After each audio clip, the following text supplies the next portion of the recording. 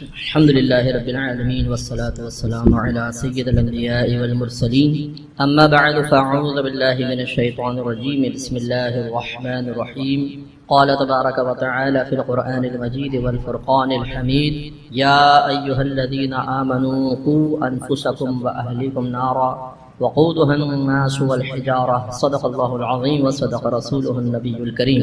ایک دفعہ بلند آواز سے درود شریف پڑھ دیجیے. بلند آپ سب کو رمضان کی مبارکباد دیتا ہوں اللہ تعالیٰ کے شکر کے ساتھ کہ اس نے ہماری مختصر سی زندگی میں ایک دفعہ پھر ان مبارک ساعتوں کو دیکھنا نصیب فرمایا، اور اس دعا کے ساتھ کہ اللہ تعالیٰ ہم سب کو ان مبارک ساعتوں کی قدر کرنے اور کما حق ہو جیسا اس کا حق ہے فیضیاب ہونے کی توفیق عطا فرمائے. آج جس موضوع پر کلام کرنے کا حکم دیا گیا ہے تربیت اولاد کے سلسلے میں بہت ہی اہم موضوع ہے، اور یقیناً اس قسم کے موضوعات پر کلام ہونا چاہیے، اور کلام بھی اس قسم کا ہونا چاہیے کہ جو ہم میں ایک نئی سوچ ایک نئی فکر پیدا کرے، اور سننا بھی اسی جہت سے چاہیے کہ ہم صرف نعرے لگنے کا انتظار نہ کریں، کسی مقرر کے جوشیلے انداز کا اور چٹپٹی باتوں کا لحاظ نہ کریں، بلکہ ہمارا مطمع نظر کچھ سیکھنا ہونا چاہیے. جب ہم اتنا قیمتی وقت نکال کر کسی عالم کے سامنے بیٹھتے ہیں تو پھر خواہش یہی ہونی چاہیے کہ کچھ سیکھ کر اٹھیں، نہ یہ کہ صرف قلبی کیفیات تبدیل کر کے اٹھیں. جیسے میں اکثر عرض کرتا ہوں کہ ہمارے جو آج کل جلسے ہوتے ہیں ان میں چٹپٹی باتیں زیادہ ہوتی ہیں، اور مقرر بھی اس لیے وہ چٹپٹی باتیں کرتا ہے، اسے پتا ہے کہ سامنے والے بھی تیز مسالہ کھانے کے عادی، تو وہ اسی قسم کی ڈوز دیتے ہیں اور پھر خوب نعرے لگتے ہیں اور باہر نکل کے تبصرے ہوتے ہیں، یار کیا بیان تھا ماشاءاللہ یار سبحان اللہ. اور اگر ہم سے پوچھا جائے کہ اس بیان میں کیا سیکھا یہ تو پتہ ہی نہیں. ایک جملہ بیان کرنے کے قابل نہیں ہوتے، کوئی ایک دلیل بیان کرنے کے ہم قابل نہیں ہوتے. ہماری حالت یہ ہوتی ہے. اس لیے 40 سال 25 سال 15 سال 20 سال سے جلسے جلوس اٹینڈ کرنے والا اپنے مذہب اسلام کی بنیادی چیزوں کی صحیح تعریف کرنے سے ہی عاری ہوتا ہے. وہ صحیح تعریف نہیں کر سکتا. ہو سکتا ہے ہم میں ایسے لوگ بھی بیٹھے ہوں کہ اگر ایک کافر کھڑے ہو کر یہ کہے کہ صرف 2-3 لفظوں میں 2-3 جملوں میں اسلام کو بیان کر دیں اسلام کیا ہے، تو شاید ہم سوچنا شروع کر دیں کہ یار کس طرح بیان کروں کہ اسلام کیا ہے. کیونکہ ہم ان چیزوں پر سیکھنے کی غرض سے غور و تفکر کرنے سے خالی ہوتے ہیں. اچانک پڑنے والی افتاد یقینی سی بات ہے کہ ہمارے ذہن میں جملوں کو مرتب نہیں کر سکتی. ٹوٹی پھوٹی سی تعریفات کریں گے، ٹوٹے پھوٹا سا اپنے اسلام کو بیان کریں گے. کوئی اگر کافر ہم سے کہہ دے یار مسلمان ہونا چاہتا ہوں مجھے مسلمان کر دو، تو ہمارے بھائی کہتے ہیں مجھے تو نہیں آتا، ویسے کریں مسجد کے امام صاحب کے پاس چلے جائیں. اتنی ایسی ہماری حالت ہے کہ جو 20 سال سے نمازی ہیں اور علماء کے بیان سن رہے ہیں وہ ان بنیادی چیزوں کو نہیں جانتے. تو خدا نہ خواستہ کوئی آپ کی تحقیر کرنا مقصود نہیں ہے، بلکہ ایک احساس و شعور کی بیداری مقصود ہے. یہ سوچنا چاہیے ہم کیا کر رہے ہیں. ہم صرف اپنے نفسانی مزوں کے لیے جلسے اٹینڈ کر رہے ہیں، وقت گزاری کے لیے جلسے اٹینڈ کر رہے ہیں کہ اگر جس مقصد کے لیے آئے وہ مقصد پورا ہوا تو کہا یار آج تو مزہ آ گیا، اور وہ مقصد پورا نہ ہوا تو باہر نکل کے کہا یار آج تو ٹائم ضائع ہو گیا، مزہ نہیں آیا بالکل بیان. اس کا مطلب مزے کے لیے آئے تھے، بیان سننے کے لیے نہیں آئے، مزے کے لیے آئے تھے، کچھ سیکھنے کے لیے نہیں آئے. اسی لیے ہم علم لحاظ سے بہت پیچھے ہیں اور انتہائی ہماری سوچیں پسماندہ ہے. تربیت اولاد کے سلسلے میں بھی یہی معاملہ ہے. والدین پر اپنی اولاد کی تربیت کی بہت بھاری ذمہ داری صرف باپ پر ہی نہیں ماں پر بھی ہے. اللہ تبارک و تعالی ارشاد فرماتا ہے یا ایھا الذین آمنوا قوا انفسکم واہلیکم نارا، اے ایمان والو اپنے آپ کو اور اپنے گھر والوں کو جہنم کی اس آگ سے بچاؤ، وقودھا الناس والحجارہ کہ جس کا ایندھن آدمی اور پتھر ہے. مفسرین نے اس کی شرح یہ بیان کی ہے کہ یہ اصل خطاب ہے گھر کے سرپرست سے، باپ سے خطاب ہے کہ وہ پہلے اپنے آپ کو جہنم کی آگ سے بچائے اور پھر اپنی ذات کے ساتھ ساتھ اپنے گھر والوں کو بھی جہنم کی آگ سے بچانے کا اہتمام کرے. اپنی ذات کو جہنم سے بچانے کا طریقہ کار یہ ہے کہ انسان علم دین سیکھے اور اس کے تقاضے کے مطابق عمل کرے. علم دین کا تقاضا 2 طرح کا ہوگا. ایک یہ کہ جن کاموں کے کرنے کا اللہ تبارک و تعالی نے فرضیت کے ساتھ یا وجوب کے ساتھ یا سنت موقدہ ہونے کی حیثیت سے کرنے کا حکم دیا ہے انہیں کیجیے اور اس طرح کریں جیسے شریعت چاہتی ہے، اور جن کاموں سے بچنے کا حکم دیا ان کاموں سے بچیں. تو یہ اپنے آپ کو جہنم کی آگ سے بچانا، علم دین سیکھ کر تو اس کے تقاضے کے مطابق عمل کر کے. اور تقاضا یہ ہے کہ فرض اور واجب اور کم از کم جو سنت موقدہ ہیں ان کو ادا کیا جائے اور گناہوں سے بچا جائے. اور اپنے گھر والوں کو جہنم کی آگ سے بچانے کا مطلب یہ ہے کہ ان کو علم دین سکھایا جائے، انہیں نیکی کا حکم دیا جائے، انہیں برائی سے روکا جائے، تب گھر والے جہنم کی آگ سے بچیں. تو اب جب گھر کے سرپرست پہ ذمہ داری ڈال دی گئی تو اس کو سوچنا چاہیے کہ مجھے یہ کام کرنا. اسی طریقے سے نبی کریم صلی اللہ علیہ وسلم کی بخاری کی روایت ہے کہ ہر شخص حاکم ہے، اس سے اس کی رعایا کے بارے میں سوال کیا جائے. اس حدیث کا ایک حصہ یہ ہے کہ عورت اپنے گھر پر حاکم ہے، اس سے اس کے ماتحتوں کے بارے میں سوال کیا جائے. مثلا بچے ہیں اس کے ماتحت اور گھر کے افراد جو اس کے تحت آتے ہیں، اس کا حکم ان پر چلتا ہے، تو عورت سے اس کے بارے میں سوال ہوگا. تو قرآن اور حدیث ماں اور باپ دونوں کو اس بات کا مکلف بنا رہے ہیں کہ اپنے بچوں کو جہنم کی آگ سے بچاؤ. مرد کی ذمہ داری زیادہ ہے کہ اس کے اوپر بیوی کی ذمہ داری بھی ڈالی گئی ہے کہ تمہیں اس کو بھی جہنم کی آگ سے بچانا. اور سیاہ ستہ کی روایت ہے نبی کریم صلی اللہ علیہ وسلم نے ارشاد فرمایا کہ باپ اپنی اولاد کو جو کچھ عطیہ دیتا ہے، تحفہ دیتا ہے، اس میں سب سے بہترین اچھی تعلیم و تربیت، سب سے بہترین باپ کا تحفہ ہے اپنے بچوں کو اچھی تعلیم دینا اور ان کی اچھی تربیت کرنا. اور تعلیم میں دونوں چیزیں آ جائیں گی، دنیاوی تعلیم بھی ہے اور دینی تعلیم بھی ہے، کیونکہ آج دنیاوی تعلیم کے بغیر انسان دین پر بھی مکمل طور پہ نہیں چل سکتا. ان پڑھ آدمی کتابیں نہیں پڑھ سکتا، اسے پتہ ہی نہیں کیا کتابوں میں لکھا ہوا ہے. پھر جو دنیاوی علوم کے حامل ہوتے ہیں، فہم کی قوت اچھی ہو جاتی ہے، ذہن کام کرتا ہے، بار بار چیزوں کو سمجھنا، یاد کرنا، بیان کرنا، اس کی چونکہ پریکٹس ہوتی رہتی ہے تو دینی معاملات میں بھی اس سے بہت زیادہ فائدہ حاصل ہوتا ہے. تو نبی کریم صلی اللہ علیہ وسلم نے مکلف بنایا اور اس کا استحباب کی طرف، مستحب ہونے کی طرف اشارہ کیا کہ اپنے بچوں کو اچھی تعلیم و تربیت دو، ان کو علم سکھاؤ. اب یہاں پہ ایک پوائنٹ بہت سمجھنے والا ہے کہ دیکھیں، صاحب علم ہونا ایک الگ چیز ہوتی ہے اور تربیت کرنے کی صلاحیت رکھنے والا ہونا یہ ایک الگ چیز ہے. سینکڑوں صاحب علم ایسے ہوں گے کہ جن کو کسی کی تربیت کرنا نہیں آئے گی. بہت معذرت کے ساتھ میں دائرہ ادب میں رہ کر کسی کی توہین یا تضحیق کرنا مقصود نہیں ہے، لیکن آپ میڈیا پر بہت سارے علماء کو سنتے ہوں گے، دانشوروں کو سنتے ہوں گے، بڑے بڑے صاحب علم لوگ ہوتے ہیں، لیکن ہر ایک اپنے معافی ضمیر کو جو کچھ وہ کہنا چاہتا ہے اسے احسن انداز سے بیان کر لے، ایسا نہیں ہوتا. کسی کی بات بڑی عجیب سی، سطحی سی، بے ترتیب سی ہوتی ہے، جملے آگے پیچھے ہوتے ہیں، بات میں وزن کم ہوتا ہے. کسی کی بات بڑی وزندار ہوتی ہے، حالانکہ دونوں صاحب علم ہیں. لیکن ایک چیز ہوتی ہے اپنے معافی ضمیر کو کسی کے سامنے احسن انداز سے بیان کرنے کی صلاحیت. یہ بات بہت گاڈ گفٹڈ ہوتی ہے، اللہ تعالیٰ نے عطا فرمائی ہوتی ہے. تو یہ ضروری نہیں ہے کہ اگر ماں باپ صاحب علم ہوں تو وہ اچھے مربی بھی ہوں گے، تربیت کرنے والے بھی ہوں گے. اس لیے دونوں چیزوں پر توجہ کرنے کی ضرورت ہے کہ ماں باپ کو نہ صرف صاحب علم ہونا ضروری ہے کیونکہ انہیں بچوں کو علم سکھانا ہے، بلکہ ان کے اندر تربیت کرنے کی صلاحیت کا ہونا بھی ضروری ہے. اور اگر یہ صلاحیت ان میں نہیں ہے تو اس کی بیداری کے لیے اور اس کو حاصل کرنے کے لیے انہیں خود ایک تربیت حاصل کرنی چاہیے، ورنہ بہت نقصان ہے. چنانچہ معلوم یہ ہوا کہ ماں باپ پہ ذمہ داری ہے کہ اپنے اولاد کو علم بھی سکھائیں اور ان کی تربیت کریں.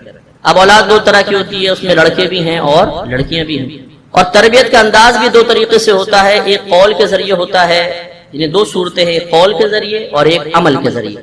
ہم ان سب پہ سیدھا گفتگو کرتے ہیں اور میں گزارش کروں گا کہ آپ بھی اپنا محاسبہ کریں اور ساتھ ساتھ میں بھی اپنے بارے میں غور و تفکر کرتا ہوں کہ کیا ہم اس طریقے سے تربیت کا انداز اپنائے ہوئے ہیں یا نہیں. نمبر ایک، لڑکے کی تربیت. جب بچہ پیدا ہوتا ہے، میں کچھ حقوق بھی اس کی عرض کر دیتا ہوں کہ بچہ جب پیدا ہوتا ہے تو نبی کریم صلی اللہ علیہ وسلم نے ارشاد فرمایا کہ اس کے سیدھے کان میں اذان دو، الٹے کان میں اقامت کہو، تاکہ اللہ کا ذکر سب سے پہلے اس کی سماعت سے ٹکرائے. 7 روز کا ہو جائے تو اس کے سر کے بال منڈائیں اور سر کے بالوں کے وزن کے برابر چاندی صدقہ کرنا مستحب ہوتا ہے. اور پھر عقیقہ کیا جائے. لڑکے کے لیے 2 بکرے ہوتے ہیں، بچی کے لیے 1 بکرا. جانور کی وہی شرائط ہیں جو قربانی کے جانور کی ہیں، اور گوشت سب کھا سکتے ہیں، ماں باپ، دادا دادی، نانا نانی. ثابت تقسیم کرنا چاہیں تو وہی طریقہ ہوتا ہے جو قربانی کے جانور کے گوشت کا طریقہ. اس کے بعد پھر سرکار نے فرمایا کہ بچے کا اچھا نام رکھو، انبیاء علیہ السلام کے نام پر نام رکھو. ایک روایت میں فرمایا اچھوں کے نام پر نام رکھو. فرشتوں کے نام پر نام رکھنے سے سرکار نے منع فرمایا کہ فرشتوں کے نام پر نام مت رکھو. بعض لوگ میکائیل نام رکھ دیتے ہیں بچوں کے. اسرائیل تو خیر کوئی نہیں رکھتا، آج تک دیکھا نہیں ہے، لیکن میکائیل میں نے خود، ہمارے کچھ قریب رشتے دار ہیں، انہوں نے اپنے بچے کا نام رکھا ہوا. اچھا، سننے کے لیے تیار نہیں کسی کی بات. لیکن اور پھر یہ انفرادیت پسندی کا ہمارے ہاں ایک بڑا عورتوں میں خاص طور پہ چل گیا کہ نیا نام ہونا چاہیے. آذان جیسے نام ہے معذرت کے ساتھ آذان، یہ جو ہمارے یہاں ہوتی ہے اذان ہوتی ہے، آذان نہیں ہوتی، تو یہ اذان رکھنا تو مقصود ہی نہیں ہے، آذان ہے۔ آذان ہے یہ اذن کی جمع، اور اذن عربی میں کہتے ہیں کان کو، تو آذان کا مطلب بہت سارے کان، کم از کم 3 کان۔ تو اب یہ جی آذان صاحب آ گئے، کان آ گئے بہت سارے کان، کوئی مفہوم نہیں پتا، جی قرآن میں آیا نا، بس وہ تحریم نام رکھ دیا، دعا کبھی نعت بھی رکھ دیں گے، اچھا انعمتا، بس وہ انعمتا مانے تو نے انعام کیا، یہ ویسی فعل ہے، اسم تو ہے ہی نہیں، نام بننے کی صلاحیت نہیں رکھتا علم بننے کی، لیکن بس قرآن میں انعمتا آیا ہے، انعمتا نام رکھ دیا، چلو انعام بچے کا نام، حالانکہ مذکر کا صیغہ ہے، مؤنث میں تو ویسے نہیں ہو سکتا، خوچا تم آتی ہے، مرد کو ہم کہیں تو وہ ٹھیک ہے، وہ پٹھان بھائی تمہارے کہہ دیتے ہیں مذکر کو مؤنث بنا کے تو چل جاتا، لیکن انعام مذکر نام ہے۔ یہ ایک تربیت کا حصہ ہے کہ ہم اپنے بچوں کا اچھا نام رکھیں، اور تاکہ جب وہ بڑے ہوں ہمارے نام کے انداز کو سیکھیں تو وہ بھی اپنے بچوں کا اچھے انداز سے نام رکھیں، لیکن ہم ان کی شروع سے ہی ابھی تربیت، ابھی خیر وہ اس تربیت کو حاصل کرنے کا شعور نہیں رکھتا، لیکن آگے رکھے گا، ہم الٹے سیدھے نام رکھ دیتے ہیں۔ اور ایک ماہر نفسیات نے بڑی پیاری بات کہی کہ اس قسم کے انفرادی نام جو بالکل ہمارے ہاں غیر مانوسۃ الاستعمال ہیں، اگر آپ یہ رکھ دیں گے تو یہ بچہ اسکول میں جانے کے بعد، محلے میں نکلنے کے بعد اپنے آپ کو دیگر بچوں کے طنز سے نہیں بچا سکے گا، اس کا مذاق اڑائیں گے، الٹی سیدھے کمنٹس دیں گے اس کے نام پر، اور وہ احساس کمتری کا شکار ہو جائے۔ لیکن ہمارے ماں باپ بس چاہتے نیا نام نکلے، کوئی چاہے اس سے کوئی مفہوم ہو یا نہ ہو، نام خود رکھ دیں گے، پھر ہمیں کال کریں گے صاحب اس کا مطلب بتائیے گا، ٹھیک ہے جی نام آپ رکھیں، مطلب کے لیے مفتی صاحب بیٹھے ہیں ڈکشنری سنبھال کے کہ جی آپ نام رکھیں اور ہمیں بتائیں، ہم ڈھونڈ کے تحقیق کر کے بتاتے ہیں، شاید کہیں نکل آئے تو ڈھونڈو، یہ غلط طریقہ۔ پھر جب بچہ تھوڑا سا ذی شعور ہونے لگتا ہے، اسے کھانے پینے سونے جاگنے کے آداب سکھائے جائیں، جو نبی کریم صلی اللہ علیہ وسلم نے اگرچہ عادتاً اپنائے ہیں، کوئی عبادتاً نہیں، ان کو پورا کرنا مستحب ہے، کریں اچھی بات ہے، بہت اچھی ہے کہ نبی کریم سے جس فعل کو نسبت ہو جائے وہ بہت افضل ہے، لیکن اگر ان کو اختیار نہ کیا جائے تو کوئی گناہ نہیں، کوئی ملامت بھی نہیں، لیکن ایک قرینہ، ایک سلیقہ سکھانا بچوں کو یہ ضروری ہے، سیدھے ہاتھ سے کھانا کھانا، سیدھے ہاتھ سے چیز کو لینا دینا، پھر اپنے سامنے سے کھانا کھانا، کھانے کو ضائع نہ کرنے دینا، ان تمام چیزوں کی آہستہ آہستہ بچے کی تربیت ہونی چاہیے۔ پھر جب تھوڑا سا اور بڑا ہو جائے تو پھر اس کو اچھی باتیں سکھائی جائیں، دعائیں وغیرہ سکھائے جائیں، کلمے سکھائے جائیں، قرآن پاک پڑھنے پر کسی قاری صاحب کو، کسی استاد کو مقرر کیا جائے تاکہ بچہ قرآن سیکھے اور اپنے مذہب اسلام کی بنیادی چیزیں سیکھنا شروع ہو جائے۔ اور پھر اس کے بعد آہستہ آہستہ جیسے جیسے وہ ذی شعور ہوتا جائے، مثلا 7 سال تک ہو گیا، اسے خود مسجد میں لے کر آئے، بہت چھوٹے بچوں کو مسجد میں لانا منع ہے، اگر اتنا چھوٹا بچہ ہو کہ وہ پیشاب وغیرہ کا نہیں بتا سکے گا تو یاد رکھیں ایسے بچوں کو مسجد میں لانا گناہ ہے، باپ گناہ گار ہوگا۔ یہ جو ہماری بہنیں بچوں سے تنگ آ چکی ہوتی ہیں، مر جا رہا ہوتا ہے مسجد میں، کہتی ہیں اس مصیبت کو بھی لے کے جاؤ، کچھ دیر تو ہمیں سکون ملے، یعنی ان کو سکون مل جائے، باقی پورے نمازیوں کو بیڑا غرق ہو جائے، کوئی بات نہیں، لے جاؤ۔ اب وہ بچہ آگے چین پین شور مچا رہے ہیں، آگے اندر نمازیں ہو رہی ہیں، پیچھے ہنگامے ہو رہے ہیں، فائٹ ہو رہی ہے بچوں کی، تو یہ گناہ گار ماں باپ ہوں گے۔ یہ بھی ہماری تربیت کا حصہ ہونا چاہیے کہ ہم بچوں کو ایسے وقت میں نہ لائیں کہ جب وہ شعور حاصل نہیں کیے ہوئے، تو اتنا چھوٹا بچہ جو پیشاب وغیرہ کا نہ بتا سکے اسے تو لانا حرام ہوتا، اتنا بڑا بچہ جو پیشاب وغیرہ کو تو بتا سکے لیکن مسجد کے آداب سکھائیں تو نہ آداب سیکھ سکے نہ ادب ملحوظ رکھ سکے، اس کو لانا مکروہ تحریمی ہے۔ یہ بخاری کی صحیح روایت ہے کہ مسجد کو پاگلوں، بچوں اور بلند آوازوں سے بچاؤ، بلند آواز میں ذکر اللہ کے علاوہ جو شور شرابہ اس سے منع کیا، تو بچوں کو لانے کو سرکار نے منع فرمایا۔ ہاں اب جب بچہ 6 سال کا 7 سال کا ہو جائے تو یہ ایک ایسا بچہ کہلاتا ہے جو ذی شعور ہے شرعی اعتبار سے، اور اب یہ آداب سیکھنے کے قابل ہو گیا ہے۔ فقہا نے فرمایا کہ ان کو لانا مستحب ہے، ان کو لایا جائے، مسجد کے آداب سکھائے جائیں تاکہ بچہ مسجد سے مانوس ہو اور اس کے ادب اور احترام کو سیکھے، اور ایسے ہی اس میں پھر اس کی صحبت کو بھی اچھی طریقے سے دیکھنا چاہیے کہ بچہ غلط صحبت میں نہ رہے، آوارہ گرد بچوں کے ساتھ کھیلنے دینا، جو گالیاں بک رہے ہیں ماں بہن کی، گندی باتیں کر رہے ہیں الٹے سیدھے، کیونکہ ہر قسم کے محلے میں بچے ہوتے ہیں، کوئی فلمیں دیکھ رہا ہے، کوئی ڈرامے دیکھ رہا ہے، کسی کے اپنے گھر میں ماحول ایسا ہوتا ہے کہ گالیاں بکنا ایک عام سے روٹین میں شامل ہوتا ہے، باپ گالی بک رہا ہے، ماں بچے وہی گالیاں سیکھ لیتے ہیں۔ اب ہمارا بچہ ان کے ساتھ کھیلے گا تو لازم بات ہے کہ وہ بھی گالیاں سیکھے گا، اس لیے بچے کی صحبت پر اچھی طرح نگاہ رکھنا ضروری ہے۔ اب یہ الگ مجبوری ہوتی ہے کہ بعض اوقات اسکول بھیجتے ہیں، اسکول میں ایسا ماحول مل جاتا ہے، ایک سے ایک افلاطون آیا ہوتا ہے بچہ اسکول کے اندر، وہ الٹی سیدھی حرکتیں کرنے والے ہیں، وہ مجبوری ہے، روک ہی نہیں سکتے اسکول سے، لیکن بہرحال کڑی نگاہ رکھ کر بچے کو یہ ذہن دینا کہ یہ گناہ ہے، اس سے بچو، یہ بہت ضروری ہے۔ 7 برس کا ہو جائے تو نبی کریم کی تلقین ہے کہ اس کو نماز کا حکم دو، 10 برس کا ہو جائے تو مار کر نماز پڑھاؤ، لیکن مارنے سے مراد یہ نہیں ہے کہ اس کی ہڈی پسلی توڑ دی جائے قاری صاحبان کی طرح، بلکہ قاری صاحب ہے تو معذرت، ہر قاری صاحب ایسے نہیں ہوتے ہیں، لیکن بعض قاری صاحب جو ہے وہ بچے کو بہت ہی بے دردی کے ساتھ مارتے ہیں اور گھر کی لڑائی جھگڑے کا سارا غصہ بچوں پہ نکالتے ہیں۔ گھر میں زوجہ سے جھگڑ کر آئے یا بچے پس گئے بیچارے، یہ غلط طریقہ ہے۔ سرکار صلی اللہ علیہ وسلم نے مار کے سلسلے میں 3 ہدایتیں عطا فرمائی ہیں مختلف مقامات پر۔ نمبر 1، چہرے پہ مت مارو۔ یہ ہماری جو بہنیں سن رہی ہیں ان سے بھی گزارش ہے کہ ان کی بڑی عادت ہوتی ہے بچوں کے تماچے منہ پہ مارنا، کھینچ کے ادھر تھوڑا سے منہ پہ تماچا ماریں گے بچے، اس سے لاتا ہوا بھاگے گا۔ یہ یاد رکھیں چہرے پہ مارنا گناہ ہے، بالکل سرکار نے شدت سے منع فرمایا، اور حکمت یہ ہے کہ چہرے پہ ماریں گے ہو سکتا ہے چہرہ بگڑ جائے۔ جیسے مرد اگر میاں بیوی کو مارے اور چہرے پہ مار دے، مرد کا ہاتھ بھاری ہوتا ہے، آنکھ پھٹ گئی، ناک پھٹ گئی، کوئی جسم چہرے پہ عیب پیدا ہو گیا، تو یہ ایک ایسا حصہ ہے کہ ہر وقت کسی کے سامنے رہتا ہے، اس میں بگاڑ پیدا ہو گیا تو دائمی طور پر انسان کو احساس کمتری حاصل ہوگا، اس لیے منع فرمایا۔ دوسری تلقین ہے کہ ایسے مت مارو کہ ہڈی ٹوٹ جائے۔ تیسری تلقین یہ ہے کہ اس طرح نہ مارو کہ جسم پر نشان پڑ جائے۔ معلوم یہ ہوا کہ مار کا جو ہمیں شریعت تصور دے رہی ہے وہ تصور یہ ہے کہ اذیت دینے کے لیے مت مارو، بلکہ دل میں خوف پیدا کرنے کے لیے، ایک ڈر پیدا کرنے کے لیے، دھمکانے کے لیے مارو۔ ہلکا سے کندھے میں مارا، باپ کا روب تو ایسے ہی ہونا چاہیے کہ ہم یہی کہتے ہیں کہ بالکل دوست بن کر رہے بچوں کے ساتھ، اس پہ بھی میں بھی آگے کلام کرتا ہوں کہ دوست بن کر رہے بالکل جیسے دوست، لیکن پھر روب اتنا ہونا چاہیے کہ جب دوست سے باپ بنے تو بچوں کے دل میں ادب، احترام اور خوف بھی ہو۔ یہ توازن برقرار رکھنا بہت ضروری ہے۔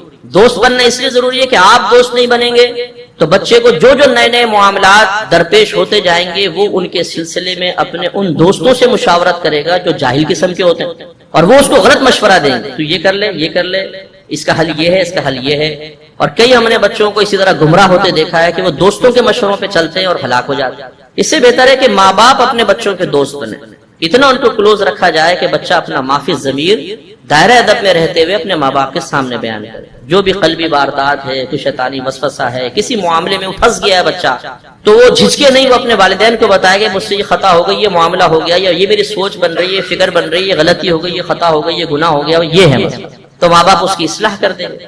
اور اگر ہم نے ایک فاصلہ رکھا کہ نہیں اولاد کو کبھی اپنے قریب اتنا نہ کیا کہ وہ اپنے بارے میں کچھ کہہ سکیں، تو پھر لازم بات ہے کہ وہ اپنے مسائل کو کسی نہ کسی کے ساتھ تو شیئر کریں گے نا، اور اگر وہ غلط قسم کا آدمی ہوا تو بس پھر بچہ گیا، تباہ ہو جائے۔ تو خلاصہ کلام یہ ہے کہ مارنے کا جو سرکار نے حکم دیا اس کا مطلب یہ نہیں ہے کہ اس کو اذیت پہنچائی جائے، ایک خوف اور روب پیدا کرنا مقصود۔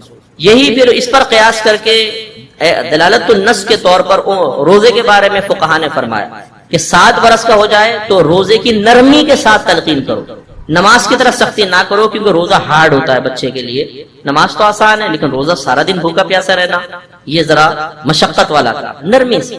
10 برس کا ہو جائے تو سختی کرے لیکن نماز والی سختی سے پھر بھی کم ہو، پیار سے، محبت سے، تھوڑا ڈانٹ ڈپٹ کر بچے کو آہستہ روزے کا عادی بنایا جائے۔ اور اس میں حکمت شرع یہ ہے کہ اگر ہم 6 7 سال سے عبادات پر استقامت کی تربیت کا اہتمام نہیں کریں گے تو بعد بلوغت بچے کے اندر بعض گندی عادات اتنے راسخ ہو چکی ہوتی ہیں کہ پھر اس کو تبدیل کرنا بڑا مشکل ہوتا ہے۔ جب باپ کو سختی کرنے لگتا ہے، یہ غلط طریقہ ہوتا ہے کہ ماں کہتی ہے ابھی تو بچہ ہے، ارے پڑھ لے گا بھی کون سا بالغ ہوا ہے، روزہ رکھ لے گا بھی کون سا بالغ ہوا ہے۔ باپ اگر گالی پہ ڈانٹے ارے بچہ ہی تو ہے، ایک گالی زبان سے نکل گئی تو کیا ہوا۔ یہ انتہائی خطرناک چیز ہے کہ آج اگر آپ بچے کو نہیں روکیں گے تو گالیاں بکے گا، بے عملی کی طرف مائل رہے گا۔ ہاں اگرچہ مکلف نہیں ہے، ٹھیک ہے، جب تک انسان بالغ نہیں ہوتا اس کے نام اعمال میں کسی خطا کا گناہ نہیں لکھا جائے گا، وہ مرفوع القلم ہے، سوائے ایمان اور کفر کے۔ 7 سال کی عمر کا ایمان بھی معتبر ہے اور کفر بھی معتبر ہے، اس میں سختی رکھی گئی ہے۔ باقی جو شرعی احکام دیگر عبادات کے فرضیت اور وجوب ہیں اس کا مکلف انسان بلوغت کے بعد ہی ہوتا ہے، تو لہذا یہ سختی ہلکی ہلکی ہوتے جانے چاہیے عبادات پر استقامت، تاکہ جب بالغ ہو جائے تو اس کو ایک عادت پڑ چکی ہو عبادت کرنے کی، تو پھر الحمدللہ وہ ایک ایسا سٹیج ہوتا ہے۔ ٹین ایج میں آنے کے بعد ایک دم قد بڑھتا ہے بچوں کا، گلے کی ہڈی نکلتی ہے، آواز تبدیل ہو جاتی ہے، اس کو مردانہ احساس شروع ہو جاتا ہے، تھوڑی طاقت بھی آتی ہے۔ والد صاحب کا قد چھوٹا ہے، بچے کا بڑا ہوگا تو اوپر سے دیکھتا ہے ابا کو، امی جان تو ویسی بات چھوٹے قد کی ہوتی ہیں اکثر، تو وہ ماں یہاں آ جاتی ہے کندھے تک، یار یہ بڑا ہو گیا ہوں۔ پھر دوست ہوتے ہیں، تھوڑا طاقت کا احساس، تھوڑا ورزش وغیرہ کرنے لگے، جم وغیرہ کوئی جوائن کر لیا تو اور زیادہ مضبوطی کا احساس، اور اس کے ساتھ ساتھ والدین کو کمزوری کا احساس ہونا شروع ہو جاتا ہے کہ بچہ بڑا ہو گیا، بالغ ہو گیا، جوان ہو گیا۔ اب جوان بچے کو سمجھا کر دیکھ لیں، اس وقت یہ حکمت شرع سمجھ میں آئے گی کہ واقعی جس وقت وہ ضعیف و کمزور تھا اس وقت سمجھانا آسان تھا تو عادت عادی بنا لیتے اچھا تھا، لیکن اس وقت نرمی رکھی، اور ایسی نرمی جو نرمی شریعت کو مطلوب نہیں ہے۔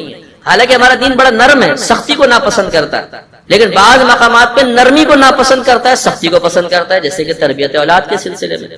لہذا جب وہ بچہ بڑا ہو جاتا ہے، اب آپ کہتے بھی ہیں، وہ ایک دو دفعہ تو سر جھکا کے سنتا ہے، کبھی ایسا بھی ہوتا ہے کہ بری صحبت ہوتی ہے، دوست آ کے بتاتے ہیں یار آج تو میں نے والد صاحب پیچھے پڑے رہتے تھے جھاڑ دیا میں نے والد صاحب، سامنے کھڑا ہو گیا کڑ کر، کرو کیا کرتے ہو؟ اچھا جوان خون ہوتا ہے نا، یہ جسم ریکوری تیزی کے ساتھ کرتا ہے۔ بچے کو ماریں گے سنسناہٹ بہت دیر تک رہے گی، زیادہ عمر والے کو ماریں گے بہت دیر تک رہے گی، جوان کو مار کے دیکھ لیں آپ کتنی زور سے مار لیں، آدھا گھنٹہ پونا گھنٹہ ایک گھنٹہ بعد بلڈ اتنا گرم ہوتا ہے ساری تکلیف کو ختم کرتا ہے، خود بخود کام کرتا ہے۔ تو اب جب جوان اور عادت جاتی ہے، اگر ماں اس کو تھپڑ بھی مارے تو ماں سہلاتی ہے بعد میں، ہائے ہائے کمبخت، اور بیٹے کو ہنسی آتی ہے اور مارو، تو اس کو اور پھر احساس ہوتا ہے کہ اب تو بڑا مضبوط ہو گیا ہوں، کچھ بھی نہیں کر سکتے، تھپڑ ڈنڈا اب تو اپنے بابا کوئی اثر ہی نہیں ہوتا۔ اس وقت جو پھر بچے کو آزادی کا احساس ہوتا ہے وہ اتنا خطرناک ہوتا ہے کہ پھر وہ کسی کے نہیں سنتا، پھر وہ اپنے نفس کے سنتا ہے، شیطان اسے گھیرے میں لے لیتا ہے، ہمارا اگر دوست ہوتے ہیں۔ اسی لیے ہم تو چونکہ اس فیلڈ میں کام کر رہے ہیں، میں نے بہت تبلیغ میں پاکستان کے علاقے دیکھے ہیں، باہر کے ملکوں میں گیا ہوں، مفتی ہونے کی حیثیت سے سینکڑوں مسائل ہمارے پاس ڈیلی آتے ہیں کہ ماں باپ روتے ہیں یقین کر اپنی اولاد کی وجہ سے، پریشان کہ جی بچہ ہاتھ سے نکل گیا، سنتے نہیں، نافرمان ہو گئے، مسئلہ کوئی وظیفہ بتا دیں کہ بچہ فرما بردار ہو جائے۔ دیکھیے اپنا کام کچھ بھی نہیں کیا، اب ان کو ایسا وظیفہ بتا دیں کہ بچہ جی حکم والد صاحب کیا حکم ہے میرے آقا، ایسا کر کے کھڑا ہو جائے، وظیفہ دے دو ان کو، تربیت کچھ نہیں کریں گے۔ جو اپنا فرض ہے، جو اللہ نے ذمہ داری رکھی ہے، جو تکلیفیں برداشت کرنے پر ایک اجر و ثواب کے مرتب ہونے کا وعدہ کیا گیا، ان سب کو فراموش کر کے وہ وقت انسان غفلت میں گزار دیتا ہے اور بعد میں کہتا ہے کوئی وظیفہ دے دیجئے تاکہ میرا بچہ میرا فرما بردار بن جائے۔ تو جو میرے انمیرڈ یہاں بھائی بیٹھے ہوئے ہیں، اس طرح کوئی بہنیں ہمیں سن رہی ہیں، یہ وقت آپ لوگوں پہ بھی عنقریب آئے گا۔ انسان میں اکثر ہی سمجھاتا ہوں کہ ہمیشہ دو جہتوں سے چیز کو دیکھیں، ایک دفعہ نیچے سے دیکھیں، ایک دفعہ اوپر سے دیکھیں۔ جو ہمارے چھوٹے بچے بیٹھے ہوئے ہیں، ماں باپ کبھی آپ کو سمجھاتے ہیں تو آپ کو جھنجھلاہٹ چڑھ جاتی ہوگی، یار کیا امی ہر وقت پیچھے رکھتے ہیں، جب گھر میں گھسو ابا جان کی بس سنتے رہو، بس چھوڑتے ہی نہیں، زندگی عذاب بن گئی یار، اتنی پابندیاں، یہاں نہ جاؤ وہاں نہ جاؤ، یہ نہ کھاؤ وہ نہ کھاؤ، یہاں نہ پیو وہ نہ پیو، یہ نہ دیکھو وہ نہ دیکھو، ارے یار گھر ہے کہ جیل ہے۔ تو ہم اس لیے اس طرح کے جملے کہہ رہے ہوتے ہیں کہ ہم یوں دیکھ رہے ہیں، ماں باپ اوپر ہم نیچے، اب ذرا آپ ادھر چلے جائیں اور ماں باپ کو نیچے لے آئیں۔ مثال وہ آپ کی اولاد ہوتے اور آپ ماں باپ ہوتے، بتائیے اب کیا کریں گے؟ بیٹھیے چچا جان بیٹھ جائیں، کوئی درمیان میں ہے تو بٹھا لیے گا۔ تو اس لیے دو جہتوں سے ہمیشہ مسئلے کو دیکھیں تو پھر آپ کو سکون رہے گا، آپ کو احساس ہوگا کہ آپ کے والدین آپ کے دشمن نہیں ہیں، آپ کی خیر خواہی میں کہہ رہے ہیں۔ آج آپ جو اپنا رویہ اپنے والدین کے ساتھ رکھیں گے، کل آپ کی اولاد آپ کے ساتھ وہ رویہ رکھے گی۔ یہ مت سوچیں کہ ہماری تو اولاد ہے ہی نہیں، وہ یہ کون سا منظر دیکھ رہی ہے، وہ نہیں دیکھ رہی، اللہ تعالیٰ تو دیکھ رہا ہے۔ اصل تو معاملات ارادہ الہی سے ہوتے ہیں، مکافات عمل ہوتے ہیں۔ آج آپ ماں باپ کی آنکھوں میں آنکھیں ڈال رہے ہیں، بدتمیزی کر رہے ہیں، انہیں ان کی کمزوری اور ضعیفی کا احساس دلا رہے ہیں۔ اگر آپ تنخواہ ہاتھ میں لا کے رکھ رہے ہیں تو چند ٹکے دینے کے بعد ان کی زندگی بھر کے احسانات کو فراموش کرنے کے بعد آپ یہ سمجھ رہے ہیں کہ یہ ہمارے احسان مند ہوں، تو کل یہی رویہ ہماری اولاد ہمارے ساتھ رکھے گی کہ بدتمیزی کرے گی، اور ہو سکتا ہے اس سے کہیں زیادہ شدت کے ساتھ کرے۔ ہماری والدہ کی ایک سہیلی ہیں، ان کے بھائی نے اپنے والدین کے ساتھ بڑا برا سلوک کیا، ان کے ساتھ اتنا برا سلوک کیا، ماں بیچاری تھوڑا سا اس کو بیماری زیادہ ہو گئی تھی تو واش روم میں اس کو ڈال دیا کہ تم ماں پیشاب کر دیتی ہو بستر پہ، یہیں پڑی رہو، یہیں تاکہ تم پیشاب کرو، نالی میں بہہ کے نکل جائے گا۔ آپ بتائیے، باپ کو مارنا یہ حتیٰ کہ ماں باپ فوت ہو گئے۔ اب اس کی اولاد بڑی ہوئی، اولاد نے ماں کے ساتھ مل کے باپ کو مار پیٹ کے گھر سے باہر نکال دیا، ٹوٹل پراپرٹی پہ قبضہ کر لیا، اب اس کے بعد رہنے کی جگہ نہیں ہے اور ایک ایک نوالے کو ترس رہا۔ تو یہ معاملہ ہوتا ہے کہ جب انسان صحیح تربیت نہ کر پائے، اولاد اس طرح رہتی ہے، پھر اولاد اگر ماں باپ سے بدتمیزی کرتی ہے، اس پر وبال آگے جاتا ہے کہ وہ اس کی اولاد پھر اس کے ساتھ ایسا معاملہ کرتا ہے۔ تو اس لیے شروع سے ہی 7ویں سال کے بعد سے ہی ایک سخت عقابی نگاہ لیکن دوستانہ رویے کے ساتھ یہ ہونی چاہیے، اور پھر ساتھ ساتھ علم دین بچے کو سکھانا یہ بہت ضروری ہے۔ نماز کے مسائل ہے، جیسے جیسے انسان بالغ ہو کر جن جن عبادات کا اس پر فرض یا وجوب ثابت ہونے والا ہے اس کا علم سکھانا شروع ہو جانا چاہیے۔ ہمارے ہاں یہ میجر مسٹیک ہے کہ چند چیزیں ہم سکھا دیتے ہیں، وہ بھی جہاں ہے اہتمام ہے کہ وضو سکھا دیا، غسل سکھا دیا، نماز سکھا دی، ورنہ بعض گھروں میں تو ایسا بھی ہے کہ بس خود بخود سیکھ لے گا، وہ بچے مسجدوں میں آتے ہیں، کسی کو وضو کرتے ہوئے دیکھا، کسی کو نماز پڑھتے ہوئے دیکھا، خلاف سنت پڑھ رہا ہے، صحیح پڑھ رہا ہے، چل رہا ہے، اور وہ بھی ایسے کرتا ہے۔ تو یہ نہیں ہونا چاہیے۔ نماز، روزہ، وضو، غسل، نجاستوں کے احکام، یہ شروع کے تمام چیزیں جو ہیں تقریباً بچے کو معلوم ہونی چاہیے۔ یہ باپ پہ ذمہ داری ہے کہ وہ یا تو خود سکھائے یا ایسا اہتمام کرے کہ جو استاد وغیرہ بچوں کو باقاعدہ سکھائے۔ کتابیں پڑھنے سے بھی ایسا علم نہیں آتا جو خود اعتمادی پیدا کرے، اس بات کو سمجھنے کی ضرورت ہے۔ آپ اگر مثلا بہار شریعت بہت آسان کتاب ہے، اسے آپ خود بھی پڑھیں گے، علم بھی حاصل ہوگا، لیکن جب آپ کو کوئی معاملہ درپیش ہوگا، آپ اپنی کیفیات پہ خود غور کر کے دیکھیں گے کہ آپ یہ کہیں گے یار پہلے کسی سے مشورہ کر لوں تب اس مسئلے پہ عمل کروں، اس لیے کہ اعتماد نہیں پیدا ہوتا کہ جو میں نے مسئلہ اپنے لیے نکالا ہے واقعی وہ صحیح بھی ہے کہ نہیں۔ تو پھر ہم کسی عالم دین سے رجوع کرتے ہیں کہ جی یہ اس کا یہی حل ہے، کہتا ہے ہاں، بولتے ہاں پھر ٹھیک ہے میں نے بھی یہ پڑھا تھا، لیکن اگر وہ نہ ملتے تو 10 دفعہ ذہن میں شبہ پیدا ہوتا، پتہ نہیں میں صحیح کر رہا ہوں کہ نہیں کر رہا ہوں۔ خصوصاً طلاق کے مسائل میں، پیسہ انویسٹ وغیرہ کرنا ہے، اس مسائل میں تو مشاورت بہت ضروری آج انسان سمجھتا ہے۔ تو اس لیے استاد کا ہونا بڑا ضروری ہے کہ بچوں کے لیے مسائل کے سلسلے میں استاد۔ پھر بچہ ذرا اور جب بڑا ہوتا ہے اور اب اس کے کوئی شادی بیاہ کے معاملات کا مسئلہ ہے تو یہ لازم ہے کہ بچے کو تمام یہ خانگی امور سے متعلق تعلیم فراہم کی جائے۔ ابھی ہم لڑکے کی بات کر رہے ہیں تو لہٰذا ماں باپ کو چاہیے کہ اس کو ایسا لٹریچر لا کر دے جس کو وہ پڑھے تو اس میں نکاح کے مسائل، طلاق کے مسائل، مہر کے، بیوی کے حقوق کیا کیا ہوتے ہیں، شوہر پہ کون کون سے فرائض لازم ہیں، کیا چیز فرض ہے، بیوی کا کیا حق ہے، بچوں کی تربیت کیسے کرنی چاہیے، نان نفقے کے مسائل کیا ہوں گے، یہ تمام مسائل شادی سے پہلے ہر لڑکے کو بالکل فرسٹ کلاس آنے چاہیے۔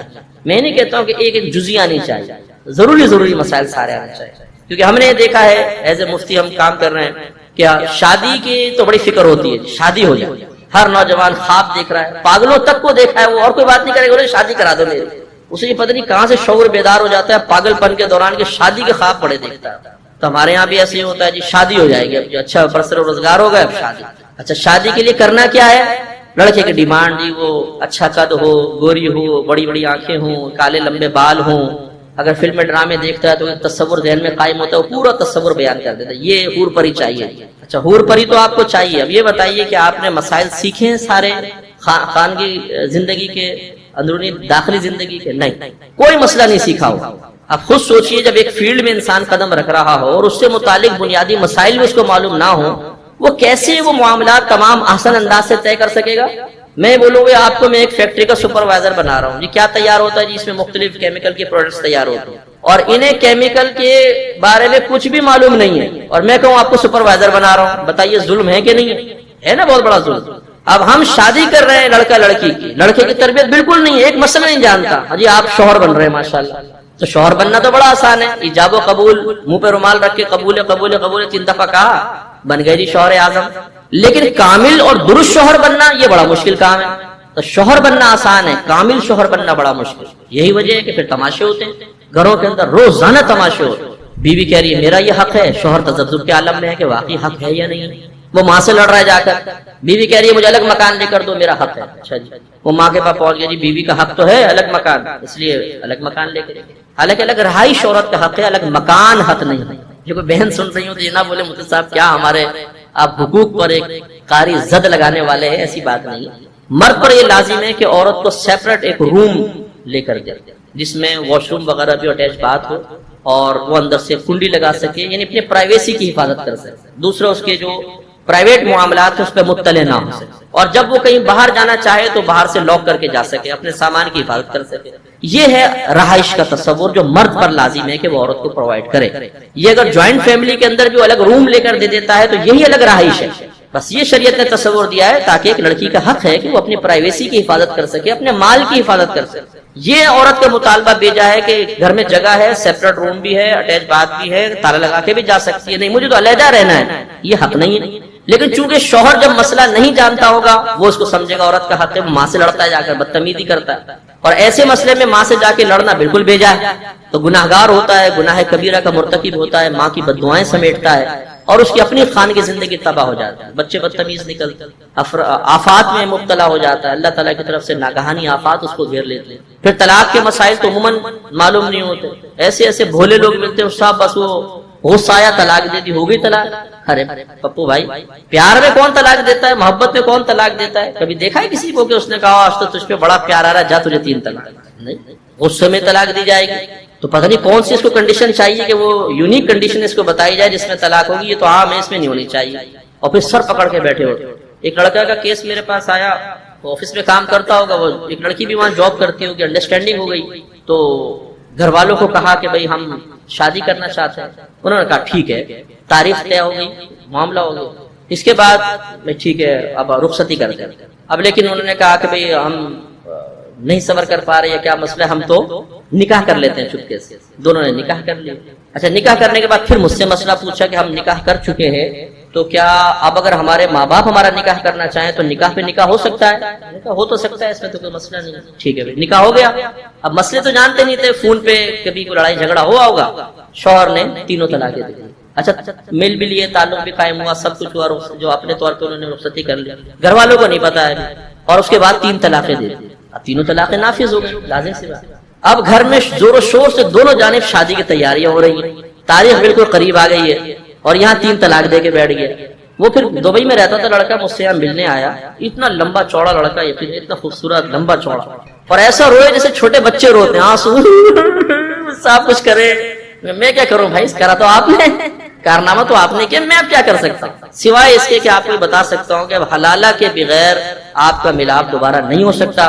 کوئی اگر بتائے گا تو وہ زنا کا دروازہ کھولے۔ اس نے لڑکی کو بتایا، لڑکی نے کہا میں حلالہ نہیں کروں گی، کتنا بھی ہنگامہ ہو جائے گھر میں، ٹھیک ہے، پھر ہماری بدنامی ہو، کچھ بھی ہو، میں حلالہ کے لیے تیار نہیں۔ اب وہ لڑکا روتا رہا، سر پٹکتا رہا، گھر والے تیاری کر رہے ہیں، بولا میں اتنی ذہنی اذیت میں ہوں کہ شیطان مجھے وسوسہ دیتا ہے کہ میں خودکشی کروں۔ اب یہ دیکھیں، اگر والدین پہلے سے اپنے بچوں کو تھوڑا سا مسائل سکھائیں، انہیں بتائیں کہ بیٹا دیکھو اس کنڈیشن میں یہ طلاق، یہ الفاظ نکال دو کہ طلاق ہو جائے گی۔ آپ دیکھیں بعض کنایہ الفاظ ہوتے ہیں، ایک تو لفظ طلاق ہے، چلے سب کو پتہ طلاق، اگر کبھی جھگڑا ہو رہا ہے نا اور شوہر غصے میں آ کے بولے جا دفع ہو جا، بعض اوقات اس سے بھی طلاق پڑ جاتی ہے۔ اتنے نازک معاملات ہیں طلاق کے کہ اس ایسے الفاظ، جا چلی جا، بوریا بستر گول کر، منہ کالا کر، دفع ہو جا، یہ کنایہ کے الفاظ ہیں، ان سے بھی طلاق پڑ جاتی ہے۔ کنڈیشنز ہوتی ہیں اس میں، جب کوئی ہمیں بتاتا ہے میں نے ایسے الفاظ کہے تو ہم کراس کوسچننگ کرتے ہیں، معاملے کی تہ تک پہنچتے ہیں، پھر حکم بتاتے ہیں بھی آپ کے ساتھ یہ معاملہ ہوا، طلاق ہوئی ہے کہ نہیں ہوئی۔ لیکن ہماری عوام کو کیا پتا، حالانکہ اتنے بنیادی مسائل ہیں کہ شوہر کو یہ تمام مسئلے معلوم ہونے چاہیے کہ اگر آپ نے غصے میں یہ الفاظ کہا تو بعض اوقات نیت تک نہیں سنی جائے گی، بلکہ اس کا غصہ ہی نیت کے قائم مقام ہوگا اور طلاق ہو جائے گا۔ بعض اوقات بیوی مطالبہ کر رہی ہوتی، چھوڑ دو مجھے، بس میں جانا چاہتی ہوں، تمہارے ساتھ نہیں رہنا چاہتی، تو اس کے جواب میں بعض الفاظ انسان ایسے کہہ دیتا ہے، نیت نہیں ہوتی، طلاق پڑ جاتی ہے۔ وہاں یہ مذاکرہ طلاق جو ہے، آپس میں طلاق کی بحث کرنا، یہ نیت کے قائم مقام ہو جاتا ہے، اور نیت کی حاجت ہی نہیں ہوتی، بلا نیت طلاق پڑ جائے، اور طلاق بھی ایسی پڑے گی کہ فوراً نکاح ٹوٹ جائے گا، فوراً ختم، عدت گزار کے عورت چاہے کسی سے بھی نکاح کر سکتے۔ اب اس میں ہوتا یہ ہے کہ ہمارے بعض ایسے مسلمان بھائی ہوتے ہیں، جب انہیں یہ مسئلے بتائے جاتے ہیں، یعنی کام کر لیا طلاق دے دی، اب مسئلے بتائے تو اندر کا مفتی جاگ جاتا ہے، ایسے کوئی طلاق ہوتی ہے؟ ایسے نہیں ہوتی، تو بھائی مفتی صاحب آپ بتا دیجیے کیسے ہوتی ہے، وہ آپ طریقہ بتا دیجیے۔ ایسے نہیں ہوتی، خالی 2 لفظ بولوں گا طلاق ہو جائے گی، تو ہم بولتے ہیں بھائی 2 لفظ بول کے تو عورت حلال ہوئی تھی آپ کے لیے، ادھر آپ نے قاضی صاحب سے نکاح تھا، قاضی صاحب صرف قبول کیا، بولے وہ حلال ہو جائے گی، یہ کیسا ہے؟ مجھے سمجھ میں نہیں آ رہا بھائی، نہیں وہاں تو آ رہا ہے نا، تو آپ پوچھتے ہیں کیا کہہ رہے ہیں، قبول کیا، اچھا جی اچھا بھائی اتنا کہہ رہے ہیں، ہاں فرما بردار بچہ بیٹھا ہوا، قبول کیا قبول کیا قبول کیا، عورت حلال ہو گئی، وہاں آ رہی تھی تو کوئی مسئلہ نہیں۔ اب جب جانے لگی ہے یہ 2 لفظ نکالوں گا طلاق ہو جائے گی، یہ کیسے ہو سکتا ہے؟ مجھے سمجھ میں نہیں آ رہی یہ بات، پپو پہ سے پہلے کیسے سمجھ میں آ گئی تھی؟ تو پھر بحث کرتے ہیں، اور پھر ہم نے یہ بھی دیکھا ہے کہ ضد میں آ کر میاں بیوی ساتھ رہنے لگ جاتے ہیں، اور خالصتاً زنا شروع ہو جاتا ہے۔ 3 طلاق کے بعد ساتھ رہنا زنا، اور کئی سال سے رہ رہے، بچے پیدا ہو رہے ہیں اس میں زنا کے بچے، کیونکہ حرام بچے پیدا ہوں گے پھر، لیکن اس کو، اور معذاللہ ثم معذاللہ مجھے تو خوف یہ لگتا ہے کہ جب ہم مسئلہ بتا رہے ہیں آپ کا ساتھ رہنا حرام ہے، اور وہ بولے نہیں حلال ہے میرے لیے، یہ تو حرام قطعی کو حلال کرنا ہے، وہ کفر میں مبتلا ہو جائے۔ تو ذرا سی تربیت کے فقدان کی وجہ سے اور والدین کے بر وقت اپنے ذمہ داری کو پورا نہ کرنے کی بنا پر اولاد اس قسم کے معاملات میں بھی گرفتار ہو سکتی ہے۔ اس لیے ہمارا ذہن یہ ہے کہ جب بچوں کی شادی کرنے لگے اس سے پہلے مکمل طور پر انہیں یہ تمام مسائل بتانے چاہیے، اور وہ کہنا چاہیے کہ بیٹا ان کو آپ یاد کر لیں، 5-6 دفعہ پڑھیں، اس کو ازبر کر لیں، اور کسی سے سمجھیں باقاعدہ، تاکہ کم از کم یہ ہے کہ خدا نہ خواستہ اگر خان کی زندگی میں ایسا کوئی معاملہ آتا ہے تو وہ فوراً کتاب دیکھ کر اپنا مسئلہ نکال سکے، کیونکہ وہ سیکھا ہوتا ہے تو جلدی نکالنے میں آسانی رہے۔ تو یہ اب ماں باپ پہ ذمہ داری ہے کہ اس سے پہلے اپنی اولاد کو یہ مسائل بھی سکھائے جائیں۔ اب اگر آپ ان کو کاروبار کروانا چاہتے ہیں، مثال کے طور پر بہت سے بزنس مین ہوتے ہیں اپنے بچوں کو کاروبار کی طرف لانا چاہتے ہیں، اب المیہ یہ ہوتا ہے کہ والد صاحب نے خود کبھی تجارت کے مسائل نہیں سیکھے ہوتے، نعرے تو ہمارے بڑے بڑے خوبصورت ہوتے ہیں، جی کیا کریں جی درس قرآن میں جی کیا کریں، بھی بچوں کے لیے رزق حلال بھی تو کمانا ہوتا ہے، مفتی صاحب ٹائم ہی نہیں ملتا، بس جی بھی بچوں کے لیے حلال کما رہے، نماز نہیں پڑھی تو اللہ تعالیٰ معاف فرمائے گا، یہ بھی تو ایک عبادت ہے۔ تو ایسے کئی لوگ ہمیں ملے جنہوں نے اس قسم کے جملے بولے، تو ہم نے دائرہ دم میں رہ کر یہ ان سے پوچھا کہ یہ بتائیے رزق حلال کہتے کس کو، رزق حرام کسے کہتے ہیں؟ تو ایک دم جھٹکا سا لگتا ہے کہ کسے کہتے ہیں حلال حرام، میں ہے حلال کما رہے ہیں، ارے بھائی کوئی تعریف تو بتاؤ، پھر ہم سمجھاتے ہیں، اور میں آپ کو بھی سمجھا رہا ہوں۔ دیکھیں رزق حلال وہ ہے کہ جسے آپ شرعی اصولوں کے مطابق اور شرعی قیودات اور پابندیوں کا لحاظ رکھ کر حاصل کریں، وہ رزق حلال ہے۔ شریعت بتاتی ہے پیسہ کمانے کا اس رزق کا یہ اصول ہے، اس اصولوں کے تحت حاصل کرو، یہ پابندی ہے، یہ قید ہے، اس سے باہر نہ نکلنا، آپ نے ان سب کا لحاظ کیا، رزق حلال۔ اور اگر آپ شرعی اصول توڑ کر اور شرعی حدود اور پابندیوں اور قیودات کو پھلانگ کر رزق حاصل کریں گے، وہ حرام ہے۔ معلوم یہ ہوا کہ رزق حلال یا حرام تو اس وقت پتہ چلے گا جب پہلے ہمیں شرعی اصول معلوم ہو، شرعی پابندیاں، شرعی حدود معلوم ہو۔ اب کتنے بزنس مین ایسے ہیں کہ جو اپنا بزنس شروع کرنے سے پہلے، انویسٹ کرنے سے پہلے، کتنے ایسے امپلائی ہیں کسی فیکٹری میں، آفس میں کام کرنے والے کہ انہوں نے یہ اجارہ کرنے سے پہلے باقاعدہ کسی عالم دین سے مشورہ کیا۔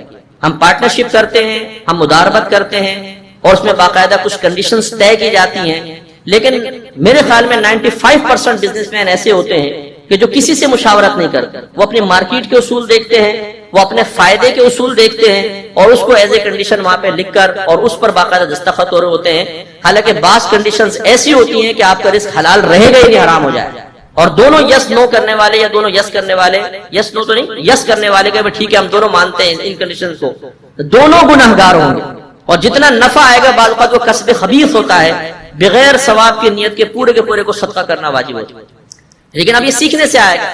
تو اب جب بچہ بڑا ہوا، اب آپ نے چاہا کہ اس کو یہ کہیں نوکری کرنا چاہتا ہے، یہ کہیں پر کوئی اپنا بزنس کرنا چاہتا ہے، کوئی دکان وغیرہ شاپ شروع کرنا چاہتا ہے، تو پھر آپ پہ لازم ہے کہ اس کو اصول بتائیں، سکھائیں۔ اب اگر وہ بالغ ہو گیا ہے تو بہرحال اس پہ اپنے خود لازم ہے کہ وہ مکلف ہے، اب وہ خود سیکھے، لیکن کم از کم والدین کو اگر وہ نابالغ ہے یا بلوغت کے قریب ہے تو اس کو یہ مسائل بھی سکھائے جائیں، تاکہ بچے کی پیسہ کمانے کے اعتبار سے تربیت بھی مکمل ہو، اور پھر وہ صحیح طریقے سے پیسہ کمائے۔ یہ تو ظاہری علوم کے اعتبار سے ایک تربیت کا اہتمام۔ پھر ہے باطنی تربیت۔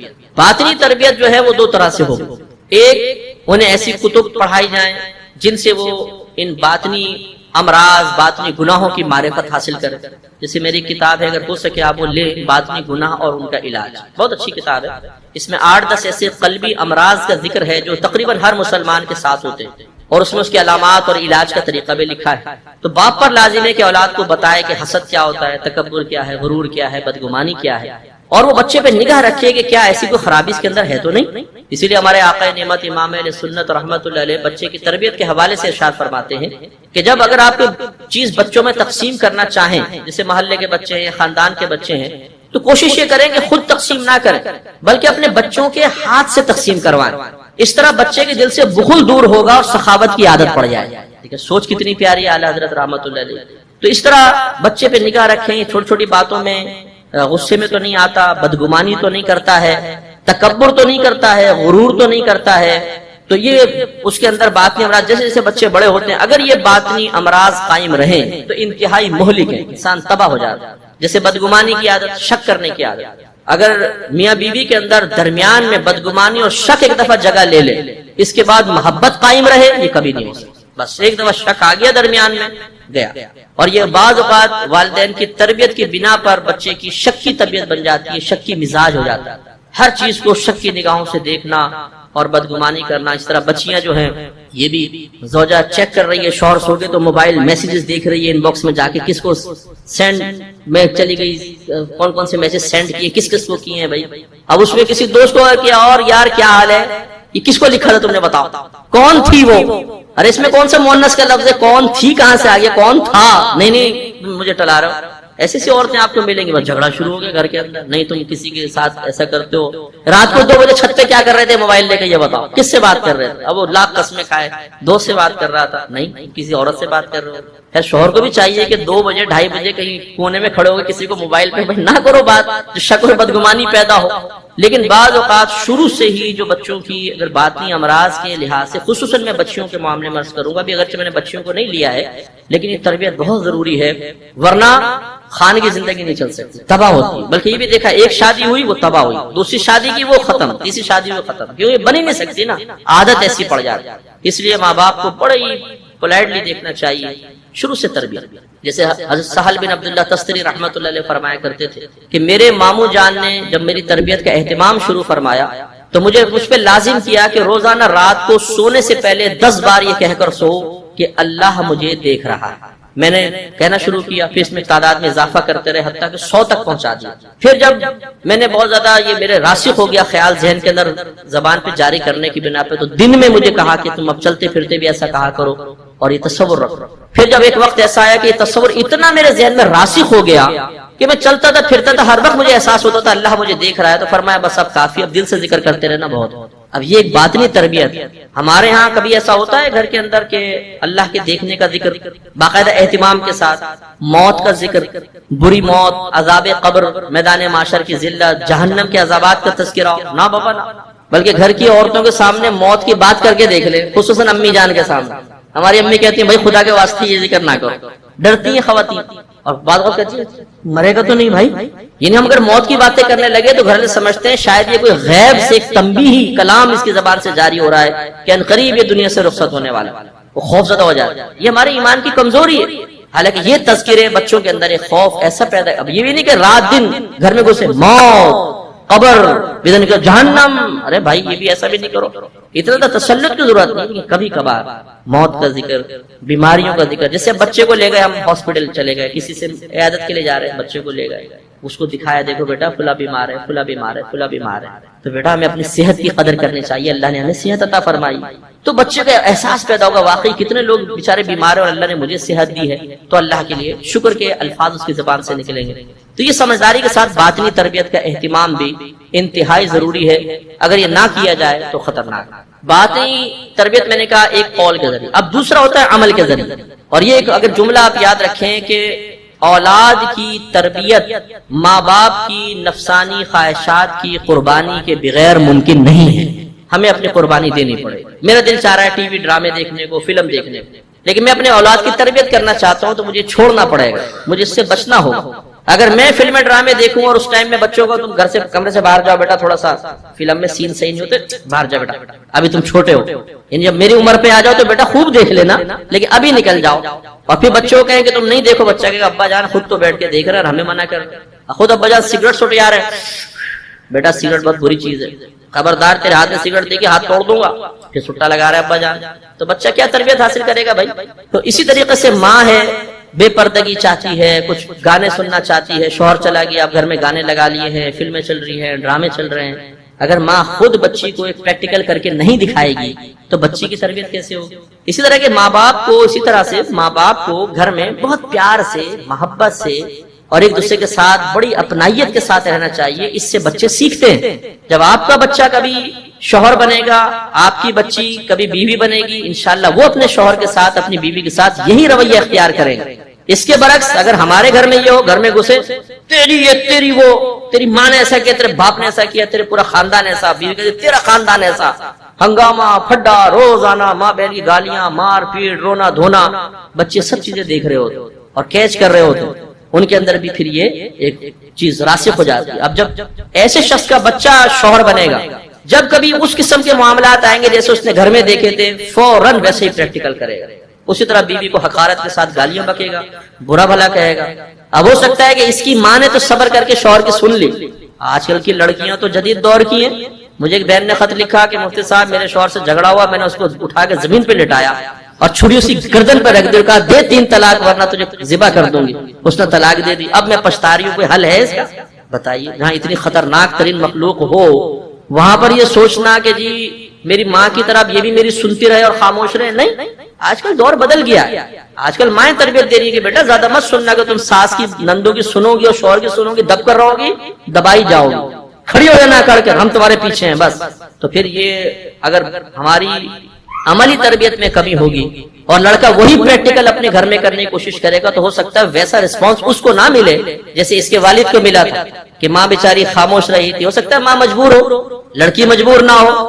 ایک تھپڑ مارے وہ بھی جواب میں تھپڑ مار کے بولے رہو پھر رکھو پھر اپنا گھر، میں تو چلتی ہوں جی، میں کے جا کے بیٹھ گئی. ایسے کیسز ہزاروں آئے کہ شوہر کو توقع ہی نہیں تھی کہ یہ ایک دم رد عمل ہو جائے گا. وہ تو ایک دم حاکم اعلیٰ بن گیا تھا، مجازی خدا جس کو کہتے ہیں جی، بولتے جی ہم مزاجی خدا ہے، مجازی خدا ہی بولتے لیکن لفظ کہنا نہیں چاہیے. تو یہ ہم ایسے تو اس زوم میں کہ میں شوہر ہوں وہ عملی قدم اٹھاتا ہے، بیوی 2 منٹ میں اس کو شوہر سے بکرا بنا دیتی ہے. 2 منٹ میں ساری اکڑ نکل جائے. آ جاؤ نا گھر پہ، اچھا چلو اب نہیں کروں گا، ارے معاف کر دو. مجھے ایک نوجوان ملا اتنا خوبصورت لڑکا، کچھ بڑا امیر کبیر گھرانے کا تھا. تو میں کہیں گیا تھا درس سے قرآن کرنے، اس کا مستقبل مجھے ٹائم دے دیں. اچھا اس نے بتایا اپنا کیس کہ وہ میری شادی ہوئی، میری زوجہ بہت ہی خوبصورت اور بڑے گھرانے کی تھی وہ، اور ناز و نعم میں پلی ہوئی تھی. تو کہنے لگا میں نے یہ سوچا کہ ایسا نہ ہو کہ میرے کسی رویے سے ڈسہارٹ ہو جائے، تو میں نے اس کی خدمت شروع کر دی. وہ کہتی رات کے 2 بجے مجھے برگر کھانا ہے، میں فوراً گاڑی لے کے نکل جاتا، برگر لا کر دے دیتا. وہ بولتی چائے کا موڈ ہو رہا ہے، میں کچن سے چائے بنا کے لا کے دے دیتا. اور یہ سلسلہ چلتا رہا. کبھی کہنے لگا ایک دن ایسا ہوا مجھے کوئی طیش میں تھا، کوئی غصے میں جملہ نکل گیا، بس ایک جملہ نکلنے کی دیر تھی، وہ لڑکی تو وہاں سے اپنے گھر واپس چلی گئی اور اب وہ طلاق کا مطالبہ کر رہے ہیں کہ میں رہنے نہیں چاہتا. تو اب آپ دیکھیں کہ والدین نے تربیت کیسی کی کہ اس کو ہر اس کی جائز ناجائز خواہشات پوری کی ہوں گی. ایک جملہ شوہر کا وہ برداشت نہ کر سکی اور چلی گئی. اور شوہر نے بھی غلطی کی کہ وہ پہلے غلام بن کے اس نے اپنے آپ کو دکھایا. اب غلام جب آقا بننے کی کوشش کرے گا لازم بات ہے کہ پھر سامنے والا تو قبول نہیں کرے گا نا. اب یہ بھی ایک تربیت کی کمی تھی اس نوجوان کے اندر جس نے ایک منفی اثرات مرتب کی اور وہ بیچارہ پچھتا رہا تھا اور رو رہا تھا. پھر اس کو خیر میں نے تسلی وردی جیسا مناسب محسوس ہوا اس کو سمجھایا. تو خلاصہ کلام یہ ہے کہ ماں باپ جب تک پریکٹیکل کر کے نہیں دکھائیں گے، مثلا شوہر اگر واقعی افورڈ کر سکتا ہے خرچے میں وسعت دے، بیوی کی غلطیوں کو نظر انداز کرے، پیار و محبت کا اظہار کرے، کہیں ایسی جگہ جہاں پر کوئی فتنے کا اندیشہ نہ ہو، بے پردے کا اندیشہ نہ ہو، زوجہ کو کبھی لے جائے گھمانے کے لیے ادھر ادھر، اچھا خیال رکھ لے، کپڑے وغیرہ اچھے دے دے بنا کر، تو یہ اچھا اثر مرتب ہوگا بچوں پر. اور اگر ہم گھر کے اندر فساد، فتنہ، تنگی، عورت کو پیسے سے تنگ رکھنا، بات بات پہ تانے دینا، چھوٹی چھوٹی غلطیوں میں پکڑنا، بات آپس میں ہو رہی ہے اس کے ماں باپ تک، خاندان تک پہنچ جانا، پورے خاندان کو کھنگال کر رکھ دینا، ان کو نیچ قرار دینے کی کوشش کرنا، تم تو ہو ہی نیچ خاندان کی، یہ تو میری عظمت ہے جو میں نے تمہیں قبول کر لیا، ورنہ تجھے تو کون تجھ سے شادی کرتا بتا. اور وہ بھی جواب میں اوقات یاد دلانے میں ماہر ہوتی ہیں، خواتین تو زیادہ ہوتی ہیں.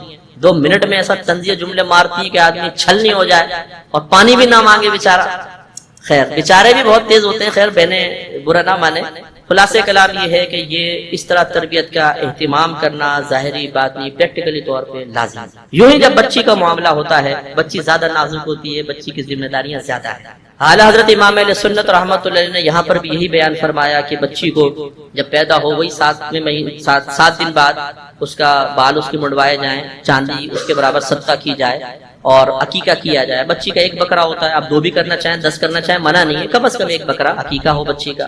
اور بچی کے لیے نبی کریم صلی اللہ علیہ وسلم کی تلقینات زیادہ ہیں کہ اس کے ساتھ اچھا سلوک زیادہ کرو تاکہ اسے اپنی لڑکی ہونے کی وجہ سے کسی قسم کا احساس کمتری نہ ہو. اور یہ ہمارے ہاں ایک بڑی غلطی ہے، زمانہ جاہلیت والی کچھ علامات ہمارے اندر اب بھی موجود ہیں کہ لڑکا پیدا ہوتا ہے تو بڑے خوش ہوتے ہیں، مبارکبادیں، پیسہ لینا دینا، مٹھائیوں کی تقسیم، اور لڑکی پیدا ہوتی ہے تو ذرا چہرہ مرجھا جاتا ہے، بعض جگہ افسوس بھی دیکھا گیا ہے، اور مٹھائی بھی تقسیم نہیں ہو رہی ہے، اور بس شوہر ناراض ہو گیا ہے بیوی سے، بچی کیوں پیدا ہو گئی. یہ غلط طریقہ ہے. اس لیے بچی کے پیدائش پر میں کہتا ہوں لڑکے کے مقابلے میں زیادہ خوشی منانی چاہیے. اس وجہ سے بھی کہ نبی کریم صلی اللہ علیہ وسلم کے بیٹے حیات نہ رہے، آپ کی بیٹیاں حیات رہیں، اور ہمارے نبی کا خاصہ ہے کہ آپ کی نسل آپ کی صاحبزادی بی بی فاطمہ رضی اللہ تعالی عنہا سے ہی چلی ہے قیامت میں. یہ آپ کا خاصہ ورنہ باپ سے چلتی ہے نسل، یہاں ماں سے چلی ہے، سرکار کی بیٹی سے آپ کی نسل چلی ہے. اور پھر نبی کریم صلی اللہ علیہ وسلم کا یہ فرمان کہ جس کے ہاں لڑکی ہوئی اس نے اس کی اچھی تربیت کی، اس کے اخلاق، اس کو اچھے اخلاق سکھائے، اور پھر اس کو پال پوس کے جوان کیا، پھر اچھے مقام پہ اس کی شادی کر دی، تو وہ اور میں جنت میں بالکل اس طرح ہوں گے جیسے یہ 2 انگلیاں. تو لڑکے کے بارے میں یہ فضیلت نہیں ہے، بچی کے بارے میں. تو میں تو کہتا ہوں بچی پیدا ہو تو پھر سمجھ لے کہ اگر ہم نے اس کی تربیت کا حق ادا کر دیا تو نبی کریم صلی اللہ علیہ وسلم نے ہمیں جنت کی ضمانت دے دی، تو زیادہ خوشی ہونی چاہیے۔ اس لیے الحمدللہ میرے یہاں لگاتار پہلے 3 بیٹے پیدا ہوئے، چوتھی میری بچی ہے۔ میں نے بیٹوں کا بھی عقیقہ کیا، لیکن میں نے بچی کا عقیقہ بہت خوبصورت کیا، بڑا ہال میں بہت زیادہ خرچہ کیا، مہمانوں کو بلایا، پھر اس کی ویڈیو بنا کے رکھ دی ہے، تاکہ جب میری بچی بڑی ہو اور وہ کبھی اپنے بھائیوں کی تقریب دیکھے اور پھر اپنی دیکھے تو وہ کہے گی کہ ہاں میرے باپ نے میری قدر کی تھی، کتنی اچھی میری تقریب تھی، بھائیوں کی کم میری زیادہ۔ تو اسے اپنے لڑکی ہونے کی وجہ سے احساس کمتری نہ ہو، بلکہ اس کو اپنے لڑکی ہونے کے باوجود ایک احساس برتری ہو کہ ہاں میں کوئی مخلوق ہوں۔ یہ اعتماد فراہم کرنا بچی میں بہت ضروری ہے، لیکن اتنا بھی نہیں کہ وہ تکبر تک پہنچ جائے، اعتماد فراہم کرنا چاہیے۔ اسے یہ احساس حقارت کا احساس نہ دلایا جائے کہ تم لڑکی ہو اس لیے تمہاری کوئی قدر نہیں، یہ غلط ہے۔ پھر بچی بڑی ہو تو اس کو ماں کی، کیونکہ یہ پہلی یہ ذمہ داری ہے، باپ لڑکے پہ زیادہ توجہ کر سکتا ہے، ماں لڑکی پہ کرے گی، اس کو کھانا پکانا، سینا پرونا بھی ساتھ ساتھ سکھائیں، جیسے ذی شعور ہوتی جائے، قرآن کی تعلیم اور دیگر علوم۔ اب جب بچی تھوڑی سی ذی شعور ہو جائے تو پھر ماں اسے آہستہ آہستہ، ایک تو دیکھیں وہی پریکٹیکل کر کے دکھانا ہے شروع سے ہی۔ بچیاں میں نے دیکھا ہے، میرا مشاہدہ یہ ہے کہ لڑکوں کے مقابلے میں بچیاں زیادہ ذہین ہوتی ہیں، بہت ذہین ہوتی ہیں، یہ بہت تیزی سے چیز پک کر رہی ہوتی ہیں۔ اسی لیے آپ 15 سال کی لڑکی کو ایک طرف بٹھا دیں اور 15 سال کے لڑکے کو، اکثر لڑکی آپ کو ذہین نظر آئے گی، لڑکے معاملہ فہم ہوتی ہیں، زیادہ گہرائی کے ساتھ چیز کو دیکھ لیتی ہیں، کیونکہ گھر میں زیادہ رہتی ہیں، گھریلو معاملات خاص طور پہ ان کے پیش نظر ہوتے ہیں۔ تو ماں کی ذمہ داری ہے کہ وہ، اب یہ غلطیاں کرتی ہیں بہن بعض اوقات، اگر شوہر نے کوئی غلطی کی بھی ہے تو اس کی غیر موجودگی میں بچوں کو اپنے قریب کرنے کے لیے شوہر کی غیبت شروع کر دے، بیٹا تمہیں نہیں پتا تمہارے باپ نے میرے ساتھ کیا کیا کیا، یہ میرا ہی جگرا ہے کہ اتنے عرصے تک اس نکمے کے ساتھ گزارا کر رہی ہوں۔ کوئی اور عورت ہوتی نا 2 دن میں نہ ٹھہرتی، اتنا منحوس ہے تیرا باپ، اللہ میری بیٹی کو ایسا تو شوہر نہ دے، میرے اللہ میری بچی کو بچا لے۔ اب بچی کے ذہن میں باپ کے ظالم ہونے کا تصور آیا، ماں یہ نہیں سوچتی کہ اس کے ساتھ ساتھ آپ بچی کے دل میں شوہر کے بارے میں پہلے سے ایک ڈر اور خوف بٹھا رہی ہیں، وہ خوف زدہ ہو جائے گی۔ اس لیے ہمارے مشاہدے میں ایسی بچیاں بھی آئی ہیں جنہوں نے رشتوں سے انکار کر دیا، ہم شادی کریں گے نہیں اس لیے کہ شاید ہمارا شوہر بھی ہمارے باپ کی طرح ہو۔ یہ غلط ہے۔ ماں کو چاہیے کہ اپنے شوہر کی زیادتیوں کا بدلہ صرف اپنے اللہ سے مانگے کہ اللہ تعالیٰ میں نے صبر کیا ہے، تو نے دیکھا اس نے زیادتیاں کی ہیں، میدان معاشر میں مجھے اس کا بدلہ چاہیے، بس دنیا میں زبان بند، تعریف ہی کرے وہ بچیوں کے سامنے، تمہارا باپ بہت اچھا ہے، بہت میرا خیال کرتا ہے، یہ ہے وہ ہے۔ اب بچے خود مشاہدہ کریں بعض چیزوں کا، وہ الگ بات، وہ باپ کی غلطی ہے، لیکن بعض ایسے معاملات ہوتے ہیں کہ جب تک ماں از خود انہیں نہیں بتائے گی بچوں کو پتہ نہیں چلے گا۔ جیسے بچوں کے بچپن میں کوئی واقعہ ہوا، یہ تو ماں ہی بتائے گی نا، تمہیں کیا پتا جب تم دودھ پیتی تھی تو کیا کیا کیا تھا تمہارے باپ نے، ایک دفعہ تو اتنا مارا تھا میری ہاتھ کی ہڈی توڑ دی تھی، اور رات کے 2 بجے گھر سے باہر نکال کے اندر سے کنڈی لگا لی تھی، اتنا ظالم ہے تیرا باپ، بیٹی تجھے کیا پتا۔ ہوئی بچی نے کہا مرد اتنے ظالم ہوتے ہیں۔ اب اس کے رویے میں فرق آئے گا، باپ آئے گا وہ اتنی محبت سے اس کو نہیں دیکھے گی، اس لیے کہ اب ایک ظالم شخص کا تصور ذہن میں آ گیا ہے۔ اور ماں باپ بعض اوقات یہ میجر مسٹیک کرتے ہیں کہ اپنے جھگڑوں میں اپنے بچوں کو فریق بنانے کی کوشش کرتے ہیں۔ حالانکہ اعلیٰ حضرت امام اہل سنت رحمۃ اللہ علیہ سے سوال ہوا، ایک نوجوان نے کہا کہ میرا والد میری والدہ کو مارتے ہیں، میں کیا کردار ادا کروں؟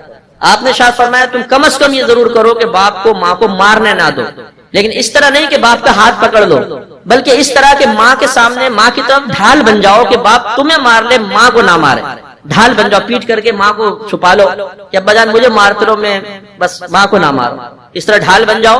اور فرمایا خبردار ایسا ہرگز نہ ہو کہ ماں کی طرفداری میں باپ سے بدتمیزی کرنے لگ جائیں، اس لیے کہ باپ اگر زیادتی کر بھی رہا ہے تو وہ اپنی بیوی سے زیادتی کر رہا ہے، ہمارے ساتھ تو نہیں، تو اس لیے باپ کا ادب اور احترام اپنی جگہ اب بھی قائم رہے گا۔ لیکن ماں باپ بعض اوقات ایسا غلطی کرتے ہیں، باپ جیسے ہے وہ بسا اوقات جھگڑا ہوا، دیکھا تم نے اپنی ماں کو، یہ اس قابل ہے کہ اس کو گھر میں رکھو، یہ ہے وہ یہ ہے وہ یہ ہے وہ یہ، اور الٹی سیدھی بات ہے، تو بچوں کے دل میں بعض اوقات ماں کے سلسلے میں بغاوت پیدا ہو جاتی ہے۔ ہمارے ایک دور کے رشتے داروں نے بتایا کہ میرا شوہر مارتا ہے، پیٹتا ہے، ظلم کرتا ہے، کہنے لگے یہی عادت بچوں میں آئی اور وہ یہی بچوں کو اپنی طرف کرنے کے لیے باپ ورغلاتا رہتا ہے۔ تو انہوں نے بتایا کہ کچھ دن پہلے میرے بیٹے نے چکلا بیلن میرے ہاتھ پہ مار کے میری کلائی کی ہڈی توڑ دی، بیٹے نے، تو کیا ہے اب باپ نے مارا، پھر بچوں کو ایسا ذہن دے دیا کہ ماں کی حقارت ذہن میں پیدا ہوئی اور وہ یہ سوچتے میں مجبور ہو گئے کہ یہ ہے اس قابل کہ اس کو مارا جائے۔ اب جب اولاد اپنی ماں کے بارے میں سوچے گی کہ ہے اس قابل کہ اس کو مارا جائے، بتائیے یہ جہنم کا راستہ ہے کہ نہیں ہے؟ اور یہ کس نے دکھایا ہے؟ اس باپ نے دکھایا ہے جس پر یہ ذمہ داری تھی کہ اس کو جہنم سے بچائے۔ تو یہاں کے کوئی ایسے بھائی یا بہن بیٹھے ہوں کہ جو اپنے پورے ذاتی معاملات اپنے بچوں کے سامنے صرف اس لیے بیان کرتے ہیں تاکہ ان کی ہمدردیاں مجھے حاصل ہو جائیں، یہ میری طرفداری میں ہوں اور میرے لیے بولیں۔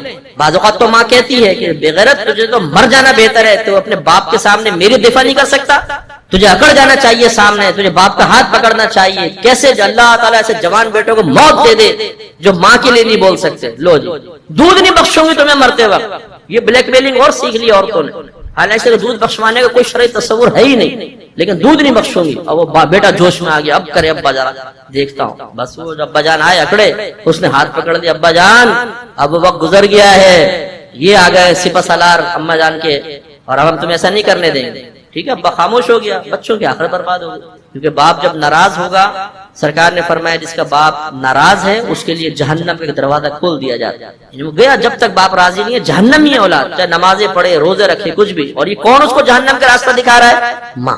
تو ایسا نہیں ہونا چاہیے، یہ غلط تربیت ہے۔ اپنے ہم نے جیسے آپ کو پہلے سمجھایا، پیار محبت کا ماحول بنائیں گھر میں۔ کبھی ہوتا ہے جھگڑا ہو بھی جاتا ہے، ٹھیک ہے، بچوں کے سامنے نہیں ہونا چاہیے، حتی الامکان الگ چھپ کر، دبی آواز۔ یہ نہیں کہ 7 محلے پار آوازیں جا رہی ہیں، ایسا نہیں، تو یہ غلط طریقہ ہوگا۔ تو لہٰذا بچیوں کو ماں پریکٹیکل کر کے دکھائے کہ قطعی طور پہ بچیاں جو ہیں وہ غلط طریقہ اختیار نہ کریں، اور ان کو چلاکیاں نہ سکھائیں، ایسے ڈرامے نہ دکھائیں جس میں چلاکیوں والی چیزیں ہوں، ساس بہو لڑ رہی ہیں، سیاست چل رہی ہے گھر میں، چلاکیاں ہو رہی ہیں، بچیوں سے کیچ کرتی اور ماں ساتھ بٹھا کے دکھا رہی ہوتی ہے۔ یہ جب اس بچیاں دوسرے گھر میں جا کے پریکٹیکل کرتی ہیں تو تباہی مچتی ہے۔ صحیح ان کو طریقہ ادب سکھانا چاہیے، صبر کی تعلیم، تحمل کی تعلیم، اور ایسی لڑکیوں کی صحبت میں نہ رہنے دیں جو آوارہ گرد قسم کی ہوں، غلط باتیں کرنے والی ہوں۔ اچھے ماحول میں بٹھائیں، اچھی لڑکیوں کے ساتھ بٹھائیں، شوہر کے ادب آداب وغیرہ سکھائیں، اور اس کے بعد پھر وہی جیسے میں نے کہا جب بچی جوان ہو جائے تو اس کو شادی بیاہ کے تمام معاملات، تمام مسائل اچھی طرح سکھائیں یا سکھوائیں، کسی عالمہ سے رجوع کریں۔ ہمارا مشاہدہ تو یہ ہے کہ حیض و نفاس کے مسائل خاص عورتوں کے ساتھ، لیکن خود ہمارے گھر کی خواتین بعض اوقات ان تمام مسائل کو نہیں جانتی ہیں، اور عموماً بچیاں یہ مسائل اپنی والدہ سے سیکھتی ہیں۔ جب ماں کو ہی مسائل نہیں آئیں گے بچی کی تربیت کیا کرے گی؟ بہت ایسا ہمارے سامنے کیسز آئے، اس لیے ایک معلمہ کے ذریعے بچیوں کو تعلیم دینا یہ از حد ضروری ہے۔ آج کے دور کے اعتبار سے ضروری ہے کہ بچیوں کو دنیاوی تعلیم سے بھی آراستہ کیا جائے تاکہ بچی میں خود اعتمادی پیدا ہو، اور دوسرے خاندان میں جب وہ جائے تو اسے کسی بھی جہت سے طعنہ نہ سہنا پڑے۔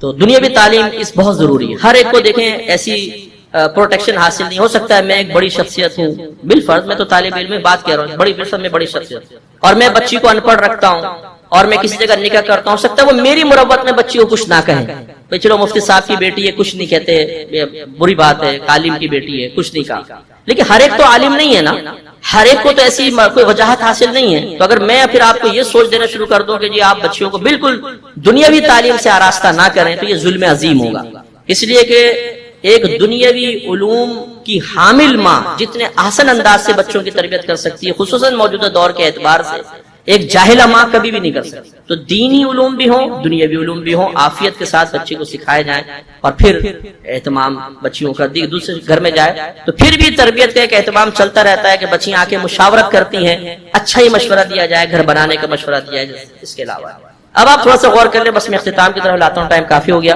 کہ جو ماں باپ ہیں وہ سوچیں کہ کیا ہم نے اس انداز سے تربیت کی ہے، اگر نہیں کی تو اس کا مطلب ہے ہم کوتاہی کا شکار رہے۔ بعض اوقات ہم اس کو فوراً بلیم ڈالنا چاہتے ہیں، ڈالنے کی کوشش کرتے ہیں اپنے والدین پہ، ہمارے والدین نے تربیت نہیں کی، ٹھیک ہے نہیں کی وہ قصوروار، لیکن اب آپ نے تو تربیت کرنی ہے نا، اور آپ ہو گئے بالغ، عاقل ہیں، بالغ ہیں، اب آپ کو اپنی تربیت خود کر کے اور بچوں کی تربیت کرنی پڑے گی۔ تو اس لیے جو اب والدین ہیں انہیں چاہیے کہ وہ ان تمام چیزوں پہ غور و تفکر کریں، علم حاصل کریں، اپنی اولاد کی ظاہری باطنی اچھی تربیت کریں، دینی اور دنیاوی علوم سے ان کو آراستہ کریں، نہ صرف قول سے تربیت کریں بلکہ اپنے عمل سے بھی تربیت کریں۔ اگر ہم نہیں کریں گے تو یاد رکھیں کہ جتنی اولاد اس وجہ سے کوتاہی کا شکار ہوتی رہے گی اس کا تمام تر وبال والدین پر ہوگا۔ اور اگر ہم اچھی تربیت کریں گے تو دو صورتیں ہیں، بچے اس تربیت کو قبول کریں گے یا نہیں کریں گے۔ اگر کریں گے تو بہت بڑا ثواب جاریہ، نہیں کریں گے تو ہم پہ وبال نہیں، اس لیے کہ ہم نے اپنا کام کر لیا۔ اب بچوں نے نہیں مانا، ٹھیک ہے ان کا قصور ہے، وہ الگ مسئلہ ہے، ہم نے تو کر لیا نا۔ اسی طریقے سے جو ینگ جنریشن ہماری یہاں بیٹھی ہے، میری ان سے گزارش ہے کہ آپ یہ مت سوچیں کہ یار جب وقت آئے گا دیکھا جائے گا. وقت آنے پر دیکھا نہیں جاتا، وقت آنے پر کچھ کیا جاتا ہے، اور کچھ کرنے کے لیے پہلے سے تیاری کرنی پڑتی ہے. آپ جب شوہر بن جائیں گے تو کچھ سمجھ ہی نہیں آئے گا کیا کرنا ہے. جیسے مثال میں آپ کو دیتا ہوں، آپ اگر عمرے یا حج کے احکام نہ پڑھیں، بلکہ کہتا ہوں پڑھ بھی لیں اور مکے مدینے پہنچ جائیں، مکے خاص طور پہ احرام پہنا ہوا ہے، اب آپ کو سمجھ میں نہیں آئے گا کیا کرنا ہے. وہاں پوچھیں گے یار یہ طواف کچھ تھا، پڑھا تو تھا، سمجھ میں نہیں آئے گا وہاں کیا کرنا ہے. اور اتنے قصور ہو جائیں گے، قصوروں کا حل ہی یاد نہیں رہے گا کیا کرنا کیا نہیں. اور جو بالکل ہی تیاری کر کے نہ جائے، انہیں تو ہم نے روتے ہوئے دیکھا ہے، بیچاروں کو حج برباد ہو جاتے ہیں بعد میں. اسی طریقے سے اگر آپ یہ انتظار کر رہے ہیں کہ پہلے ہم شوہر نامدار بن جائیں پھر انشاءاللہ اپنی ذمہ داریوں کا علم حاصل کرنے کی کوشش کریں گے، پھر کچھ نہیں ہوگا. پھر بگاڑ ہے، قدم قدم پر مصیبت ہے، قدم قدم پر مصیبت. ہم تو ایک عالم دین ہیں، ہمارے گھروں کے اندر بھی یہ مسائل ہیں کہ ہمیں پیچیدگیاں سامنے آتی ہیں، اب اس کو حل کرنا ہوتا ہے. علم دین نہ ہو تو نہیں کر سکتے. صحیح بات ہے. پھر رزق کے مسائل، حلال و حرام کا مسئلہ، اپنے بچوں کے پیٹ میں رزق حلال پہنچانا ہے، اس کے لیے ایک ایک چیز کو دیکھنا پڑتا ہے. تو اس لیے ہم گزارش کریں گے اپنی ینگ جنریشن سے بھی، جو لڑکے ہیں، جو بچیاں ہمیں سن رہی ہیں، کہ ابھی سے آپ اگر والدین بالفرض آپ کے کچھ تربیتی اعتبار سے کوتاہی کا شکار ہوں تو یہ آپ کے لیے ایک شرعی عذر نہیں بن سکتا ہے کہ جی والدین ہماری تربیت نہیں کر رہے، وہ نہیں کر رہے تو آپ خود اپنی تربیت کا اہتمام کرنے کی کوشش کریں. اس کے لیے ہم آپ کو دعوت دیتے ہیں، اگر آپ چاہیں، جیسے ہمارے اکیڈمی میں آپ یہاں پہ بھی کچھ کر رہے ہیں اہتمام، شاید آپ لوگ مستقبل قریب میں جن سے رابطہ رکھیں. بہرحال ہماری یہاں پیچھے اکیڈمی ہے، اس میں ہم سنڈے کورسز رکھتے ہیں، مختلف موضوعات. جیسے میں نے حقوق زوجین کورس ایک وہاں پہ کروایا تھا، اس میں کئی کپلز آئے تھے جن کی ابھی شادی ہونے والی تھی، ایسے لوگ بھی آئے تھے. شوہر اور مردوں کا بھی ہوتا ہے، عورتوں بھی ہوتی ہیں، میل فیمیل دونوں ہوتے ہیں. تو انہوں نے مسائل سیکھے اور الحمدللہ اس کو سیکھنے کے بعد ان کی ازدواجی زندگی بہت خوبصورت گزر رہی ہے کئی لوگوں کی ماشاءاللہ. اور وہ کہتے ہیں کہ وہ سب اگر وہ کورس نہ کرتے تو واقعی میں بڑی دقت ہوتی. تو اس قسم کے کورسز آپ بھی اٹینڈ کریں. اس کے علاوہ اگر آپ اللہ تعالیٰ آپ کو توفیق عطا فرمائے، آپ کے پاس وقت ہو، آپ تھوڑا جذبہ اور شوق رکھتے ہوں تو آپ باقاعدہ اسکالر کورس کریں. ہم نے اونلی 5 ایئرس کا کورس رکھا ہے اور 1 سال میں مفتی بنا دیتے ہیں. 6 سالہ 6 ایئرس کورس ہے، وہ آپ کریں. آپ بہت ساری چیزیں سیکھیں گے. اور ہماری اکیڈمی میں خاص طور پہ جو بچے میرے پاس پڑھتے ہیں وہ جانتے ہیں کہ ہم ذہنی تربیت، شخصی تربیت کا زیادہ اہتمام کرتے ہیں. جب میں بخاری پڑھا رہا تھا تو میں نے کتاب النکاح کے اندر بہت سارے معاملات پہ سیر حاصل گفتگو کی ہے کہ کیا کرنا ہے اور کیسے کرنا ہے. تو اس میں فائدہ یہ ہوتا ہے کہ ساری باتیں اگرچہ ذہن میں نہیں رہتی ہیں لیکن الحمدللہ ایک ایسی طبیعت، ایک ایسی ذہن، ایک ایسی شخصیت بن جاتی ہے کہ جب انہیں پریکٹیکل کرنے کی ضرورت پیش آئے گی تو انشاءاللہ بہت زیادہ مدد ملے گی. اور یہ میں آپ کو عرض کر دوں کہ ہماری اکیڈمی میں داخلہ لینے کے لیے نہ داڑھی ضروری ہے، نہ سر پہ ٹوپی یا امامہ ضروری ہے، نہ شلوار قمیض ضروری ہے. آپ پینٹ شرٹ میں آئیں، آپ بغیر داڑھی کے آئیں، آپ ننگے سر آئیں، آپ کی مرضی ہے، آپ تشریف لائیں. اور ہم آپ کو گارنٹی دیتے ہیں کہ آپ بھی عالم بن سکتے ہیں، آپ بھی مفتی بن سکتے ہیں. خود علم خود بخود آپ کو رہنمائی فراہم کرے گا. ہم انشاءاللہ صرف آپ کو سمجھائیں گے، کوئی زبردستی نہیں، کوئی مار پیٹ نہیں، کچھ بھی نہیں. آپ آئیں اور دیکھیں، علم سیکھیں اور پھر اس کی سنجیدگی کی برکات آپ دیکھیں. اگر آپ بزنس مین ہیں، آپ دن میں نوکری کرتے ہیں، آپ کے پاس ٹائم نہیں ہوتا کیونکہ ہماری مارننگ کی کلاسز بھی ہیں، 9 سے 1 کلاس ہوتی ہے، تو آپ نائٹ کلاس میں بھی آ سکتے ہیں. 9:30 سے 11:30 2 گھنٹے کی کلاس ہوتی ہے.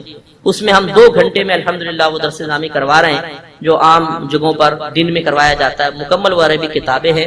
6 سال کا وہ بھی کورس ہے. اس میں پڑھانے کا انداز تھوڑا سا چینج ہے. سارا دن کا تھکا ہارا جب ہمارے سامنے آتا ہے تو ہم انداز ایسا رکھتے ہیں کہ الحمدللہ بہت آسانی سے وہ چیز کو کیچ کر لیتا ہے. آپ بھی پڑھ کر دیکھیں، اس میں بھی ہم تربیت کا ایسے ہی اہتمام رکھتے ہیں. کورس اپنی جگہ چل رہا ہوتا ہے، تربیت اپنے مقام پہ چل رہی ہوتی ہے. ایک تربیت یافتہ آدمی اپنے گھر بار کو، معاشرے کو اور دیگر جگہوں پر جو کچھ بھی معاملات اس کے ان سب کو اتنے اچھے انداز سے چلا سکتا ہے جو دوسرا آدمی کبھی بھی نہیں چلا سکتا. تو اس کے لیے آپ بھی ہمت کریں. اگر نہیں کر سکتے ہیں کورسز وغیرہ تو کم از کم ایسا لٹریچر اپنے پاس رکھیں کہ اس کو آپ پڑھیں باقاعدہ، اور پڑھ کے جو بات سمجھ میں نہ آئے تو پھر وہ آپ کسی عالم دین سے رجوع کریں اور اس طرح اپنی ذمہ داری کو پورا کرنے کی کوشش کریں. اگر نہیں کریں گے، آپ بھی یہاں پر ہیں، ہم بھی یہاں پر، ایسی ایسی مصیبتیں ہماری طرف متوجہ ہوں گی جس کا آپ نے تصور بھی نہیں کیا ہو. ازدواجی زندگی اگر ٹھیک نہ ہو، انسان باہر بھی کچھ نہیں کر سکتا. گھر میں لڑائی جھگڑا چک چک چک چک چل رہی ہو اور ان باتوں پر کہ جن میں شرعی لحاظ سے کوئی حقوق و فرائض کا معاملہ ہی نہیں ہے. بیوی کہتی ہے میرا حق ہے، شوہر کہتا ہے میرا فرض ہے، میرا حق ہے. بیوی کہتی ہے، شوہر کہتا ہے تجھ پہ یہ فرض ہے، وہ کہتی ہے تم پہ یہ فرض ہے. شوہر کہتا ہے میرا یہ حق ہے، بیوی کہتی ہے میرا یہ حق ہے نہیں. اسی جھگڑے کے اندر پھر آدمی گھر میں بھی پریشان، باہر پریشان، بچوں کی لائف برباد. تو اس سے بہتر یہ ہے کہ آپ تھوڑی سی ہمت کریں اور علم دین سیکھ کر اپنے آپ کو اس قابل کر لیں کہ ایک بہترین مربی کی حیثیت سے اپنے بچوں کے سامنے متعارف ہوں. بچوں کو کہیں جانے کی ضرورت نہ ہو, آپ گھر میں ان کی اچھے انداز سے تربیت کریں. ایسے ہی بچیوں کے لیے بھی ہمارے ہاں کلاسز ہیں, بچیاں بھی ہمارے ہاں پڑھتی ہیں. میں آپ سے گزارش کروں گا, بلکہ جو سرپرست حضرات ہیں, مائیں ہیں, کہ آپ کم از کم اپنے خاندان میں ایک لڑکے اور ایک لڑکی عالم اور عالمہ ضرور بنائیں. میرے تو الحمدللہ 4 بچے ہیں, میں چاروں کو انشاءاللہ عالم اور عالمہ بناؤں. لوگ مجھ سے پوچھتے ہیں مفتی صاحب اس کے سکوپ کیا ہے, بچے معاشی مسئلہ کیسے حل کریں گے؟ میں کہتا ہوں اللہ تبارک و تعالی جب ایک فاسق فاجر دنیا دار کو عطا فرما رہا ہے تو دین دار کو سے زیادہ عطا فرمائے گا. ایک بات.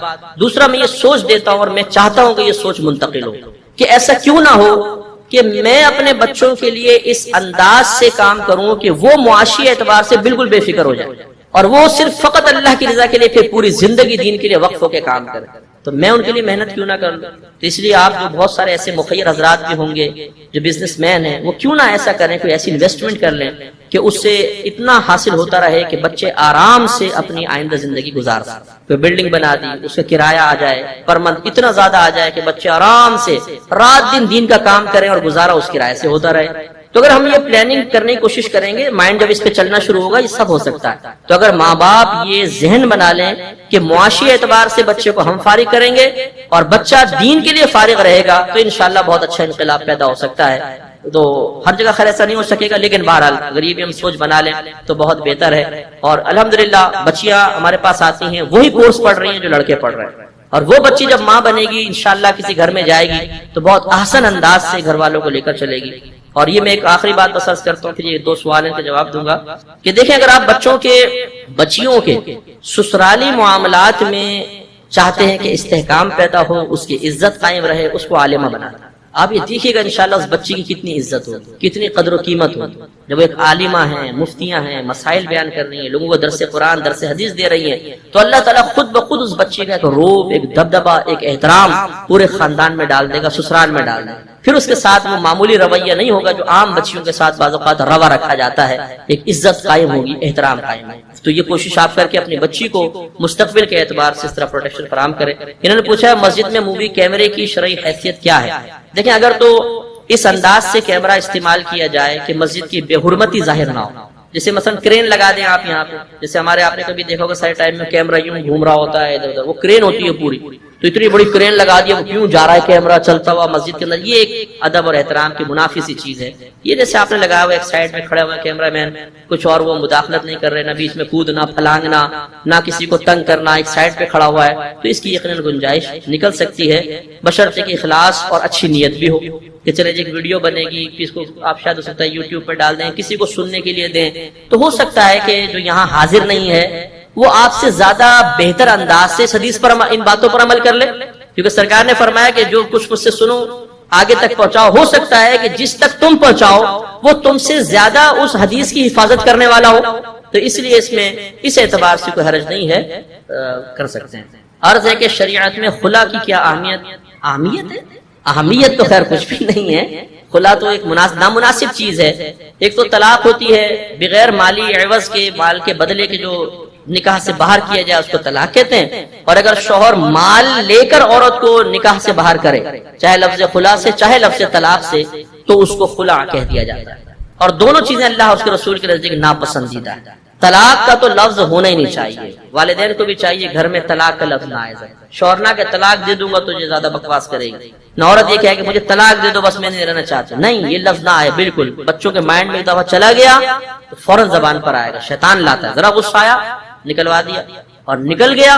جب غصہ آتا ہے تو فائر کرتے ہوئے رکتی نہیں ہے زبان, طلاق طلاق طلاق, بس. جو اور یہ طلاق ہے گولی, ایک گولی چلائی اب واپس تو نہیں آئے گی نا, بس نکل گئی, پھر سر پکڑ کے روئے گی اولاد اور آپ بھی پچھتائیں گے. تو اس لیے کوشش یہ کریں کہ لفظ خلا اور طلاق ہمارے گھر کے اندر نہ بولا جائے اور اس کو استعمال نہ کیا جائے, منفی اثر مرتب ہوگا. اللہ تعالیٰ سے دعا ہے کہ رب کریم ہم سب کو اپنی تربیت کے ساتھ ساتھ اپنے گھر والوں اور بچوں کی تربیت کرنے کی توفیق عطا فرمائے. آمین. وآخر دعوانا ان الحمدللہ رب العالمین. اے اللہ ان کو معاشرے کا بہت اچھا فرد بننے کی توفیق عطا فرما. اے اللہ میں حج بیت اللہ کی سعادت نصیب فرما دے. رمضان میں عمرہ کرنے کی توفیق عطا فرما. اے اللہ میدان محشر میں اپنے حبیب کریم صلی اللہ علیہ وسلم کے نورانی ہاتھوں سے حوض کوثر کے چھلکتے ہوئے جام پینے کی توفیق عطا فرمانا، سیدھے ہاتھ میں اعمال نامہ پل صراط پر ثابت قدمی عطا فرمانا۔ اے اللہ نبی کریم صلی اللہ علیہ وسلم کی زیارت و شفاعت کی برکت سے بلا حساب و کتاب داخل جنت فرما دینا۔ جس طرح ہم سب یہاں جمع ہوئے جنت الفردوس میں اپنے حبیب کریم صلی اللہ علیہ وسلم کے مبارک قدموں میں اسی طرح جمع ہونے کی توفیق عطا فرمانا۔ ان اللہ وملائکتہ یصلون علی النبی یا ایھا الذین آمنوا صلوا علیہ وسلموا تسلیما۔ اللہم صل علی سیدنا و مولانا محمد